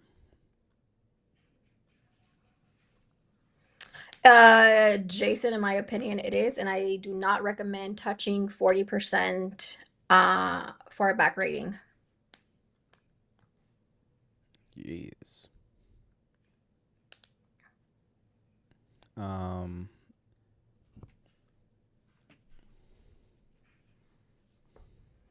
Um, I've been going through treatment and have a diagnosis for both. Yeah, I mean, as long as your strategy is there, as long as your connection for service is there, if you have a diagnosis and it was treated in service, go for it. If you're still confused, I'd say have an assessment call with one of our advisors, or show up to one of our webinars, our free webinars. DP, what's your rotation for January? so the first class will be January 7. We go back to ACE your VA claim, and then our CMP class the following Wednesday. So January Okay, 7. because we ended with CMP. I was Right. So wondering if you were going to start where you're going to we start pick off back this. up with orientation on the 7, and then our CMP class on the 14. So January 7 is our next ACE your VA claim, Um, and the 14 is ACE your CMP. Yeah, to Lillian, you can go higher for the back. Yeah, you could definitely go back higher for the back. But in my experience and opinion, like I wouldn't touch it 40 because it is rare to go higher than 40. In like 12 years, I've never seen anything higher for the VA than a 40. Um, and at 40, you're basically frozen upright, very, very, very minimal. Um, So you may have a good day and you trigger a reduction. So when I see a veteran with 40 and they ask to do an increase, I caution them because a 40 for a back um, is high. Hmm. You can have secondaries to the back, and that's how you can quote unquote increase your back. If you have secondaries, for example, radiculopathy, sciatic nerve pain, things like that, that could be a better approach if you are dealing with those issues.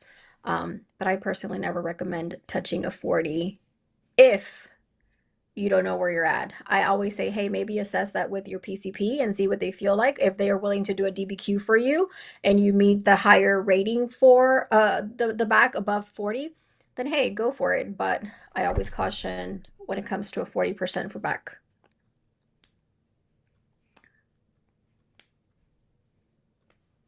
Yep, if you're not diagnosed with ankylosis, leave it alone. Yep. Don't. There is the numeros. Boom, bam, bing. Hmm.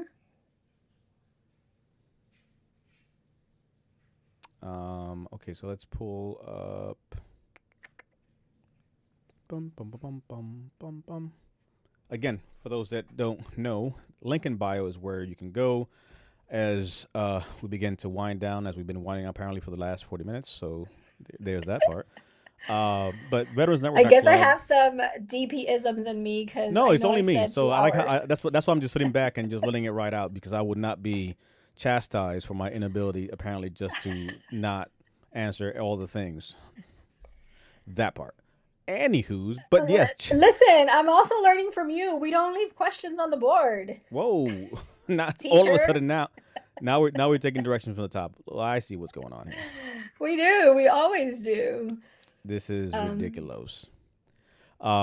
But no, I listen. definitely would encourage folks to check out the link in bio. Come to one of the classes. For 2026, that's what we're kind of alluding to there. What are some things that we can look forward to, things you're excited about, things that we will do for 2026, outside of answering all the questions that come our way, which people seem to not want to do online, apparently. Um, well, I did say I was gonna do more lives with you in 2026, but I guess I got a little excited and said, okay, well, let's start now. Whoa. Um, Motivated. I think I'm open to the idea of doing more lives with you. I just don't know if I have the bandwidth like you do to do like 5 hour, 6 hour live You're doing marathons. pretty Like, I good don't at know if three I here, have it lady. in me. Hey, it's two and a half. It's two and a half. Not Anthony in the chat talk about go Navy. No, don't bring that negativity over here. Go Navy, yes, Anthony. Oh God, no. Um, fun fact, Anthony is also an advisor on our team who is also a retired VSO. So we just might know What? a thing or two. But no, I'm looking forward to 2026. I think that 2025 was a good year. We did a lot in and out of claims as VNCC. I think that putting into perspective the impact uh, that veterans see from benefits when we actually had to like talk numbers and help for, Senate hearings and things like that with the advocacy that you're doing, it's crazy to see. Um, how life-changing it is for some veterans. I know we had veterans who their memory care treatment depended on their benefits, whose, treatment for a condition depended on their benefits. So it's kind of life-changing. Like I always like to think of like it's second nature to me. I can do probably claims in my sleep. I've been, doing claims officially and unofficially with veterans for over 12 years, 13 years now. And so it's like second nature to Oh me, Lord, almost like what I is don't happening? think All about this it. Navy talk now. Jesus Christ. Um, but like when we like sit there and like collect data for reports that you need for like different agencies, like when we partner with NAVR and stuff like that, it's like, man, like we helped change people's lives. Like Doc that was here earlier, like, he made a comment that like she's a real person, like she checks in on me. It wasn't just a paycheck. Like I just had a conversation with him like 2 weeks ago, I think it was, maybe even last week, because I know what this end of year means for him, as we kind of build a relationship there. And so some of these become personal. My Korean veteran, I was like, oh, that's my grandpa. Like I call him my grandpa now. Like I adopted him as my grandpa. He doesn't know that, but I adopted him as my grandpa. Um, so um some of the relationship is like you do carry them with them, and I think that a lot of people, like, some of the people that were like, oh, you shouldn't be doing that. I shouldn't be doing what? Helping veterans? Like, I care about the benefits. I am invested in this. A VSO gets paid to do a job. They're not invested in anything that you're doing because they don't care. I know that firsthand. I worked with VSOs who were a retired military collecting a 20-year retirement plus collecting a VA retirement, and then there were a VSO, and it's like, gosh, like, you guys care for what, or do you care for anything?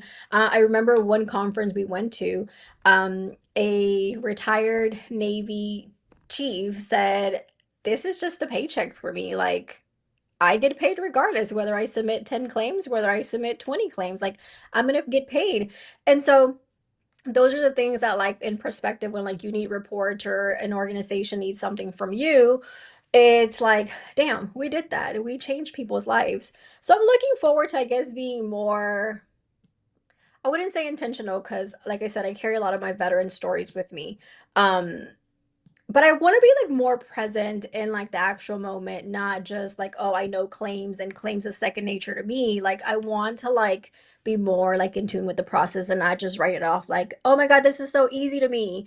Um and so that's the thing. Sandy, that's your perspective. They like to get 100%. That's your perspective and you're entitled to it. So it is what it is. Um, we aren't for everyone. Everyone isn't for us either. That's also the perk of not being a VSO anymore. That I can choose to say, hey, you don't have a realistic claim. Maybe you shouldn't file for that. So I think that's something for me to be more I guess, intentional in 2026.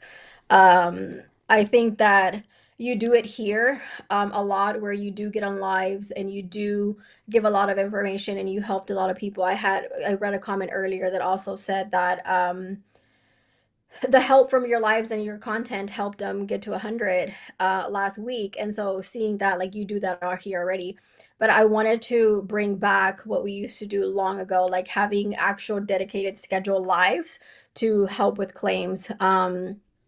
So kind of like bring your claim live or bring your claim concept to be able to do that. Because again, you're big on options, and I, you know, am the same way, right? Everyone is not does not need full service. Everyone does not need to be handheld through the process. Some people do, some people don't. Some people want a 1 hour consult, some people need a class, some people need a download, and that's okay. So if we can do be intentional with our lives and be very specific as to what we're helping or addressing that in that live, um, I want to try that to be able to help people.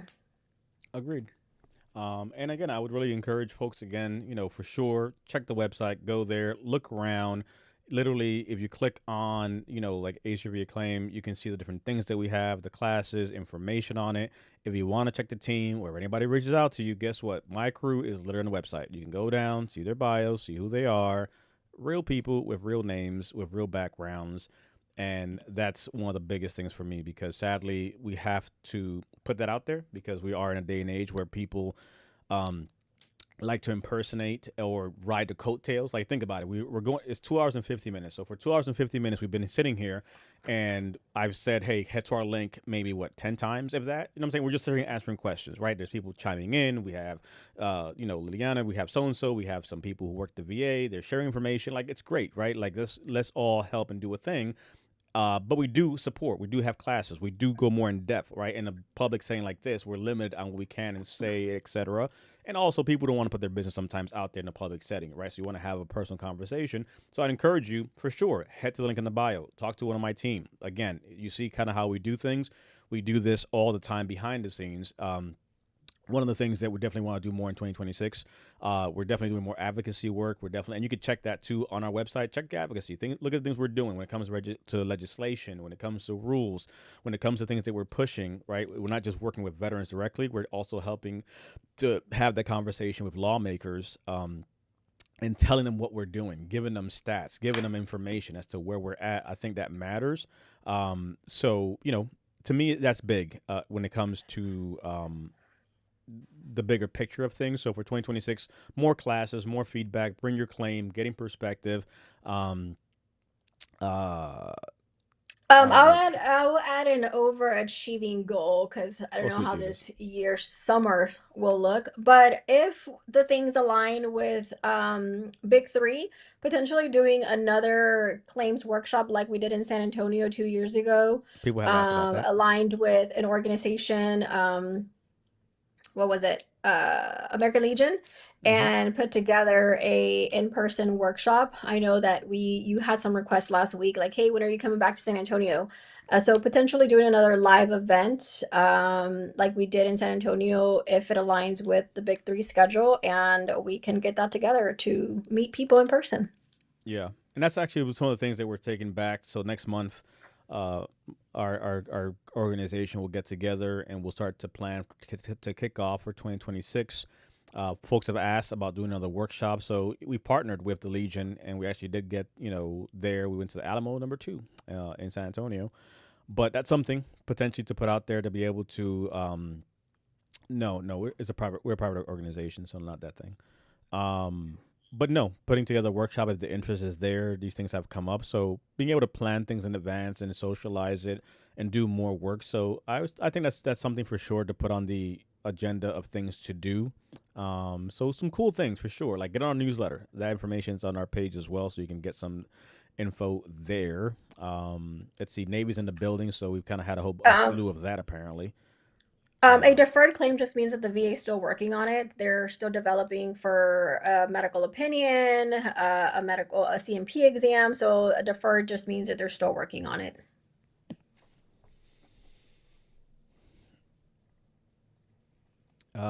let's see. So we got that. Yeah, Veterans Network Champions Club. That's my company.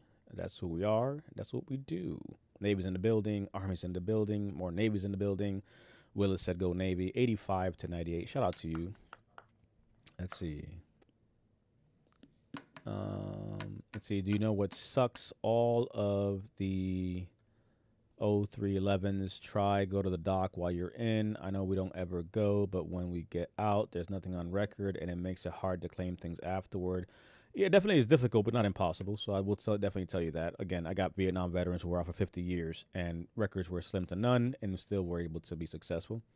I know the doc's always just saying water, change your socks. Oh, I agree, 100%, Freddie. I get it. So we Yeah. deal with that a lot. Anthony Sexaven, do not cut and dry. Reach out to discuss for sure. Anthony Chat could be a Mm-hmm. Mortarman help with. And again, not so much a Mortarman because again, you could have been a chef or a cook. If there's an arguable situation or event that leads to the TBI, that's the thing. So like yes, the MS is one thing, but if you outright have a credible situation to happen, again, you could have been a Mortarman and not done anything. So like that one thing doesn't need to lead to the other. Like if we're talking about like noise exposure, things like that, that's different. But for a TBI, that's a very specific thing. Because again, what did you do that really led to that thing? So I wouldn't lend too much weight to that. But again, what is the event? That's the biggest one there, Chris. Um, okay, so folks, head to the link in bio. Sign up for the classes that we have coming up. More lives for sure that we will have coming up. But reach out, check out who we are. We have folks there. Tell a veteran. Cool things that we have planned for 2026. We literally went past the 8 p.m. apparently Central Standard Time, but who's keeping count? Not my fault today, so I'm gonna chuck this one to the records where I can't be blamed. It is your fault. I just learned from you. Nope, nope, not. No, we're not gonna like, selectively choose what we apparently learn or don't learn. So there's that part. But okay. But if these were helpful, let us know for sure. Try and do more lives like this and really kind of pop in, across social media. So shout out to the YouTube crew, to the TikTokers, to the Facebookers, and all the places. Again, wherever you may be, and trying to figure out where our veterans are at, so we're not just in one place only. And then also cycling some of the other staff that we have too to pop in. So you may see some of them pop on some of the lives, not just in the chat. So little by little, you'll see more faces kind of, rotating in. We will rage bait them if we need to and find a way to coerce them into these lives as we did today. So there's that part. Um, but yeah, did it help? Against my better judgment, we'll get there. For sure. It can be. Again, like because even like for OSA, people don't sometimes also negate for central sleep apnea too. So it potentially can. But what's the status on that? That's what I would say for sure there. Appreciate you, Chris. But no, I think that's a good index point there. We appreciate y'all hanging out for a little bit. We tried to answer all the questions that we could as we went down the line. We'll be back with more of the non-rage baiting information sharing. Click the link in bio. Tell a veteran. Tell a friend. You want some real help? You want to win your claim with real people who have real names who actually give a shit? Hit the link in bio. If not, keep scrolling. Have a great day. Any last words for you, madam? I will keep them to myself. Wow, there you go. That says the mouthful. So, boom, bang, ding. All right, All y'all. right. Good night. Freddie, appreciate you.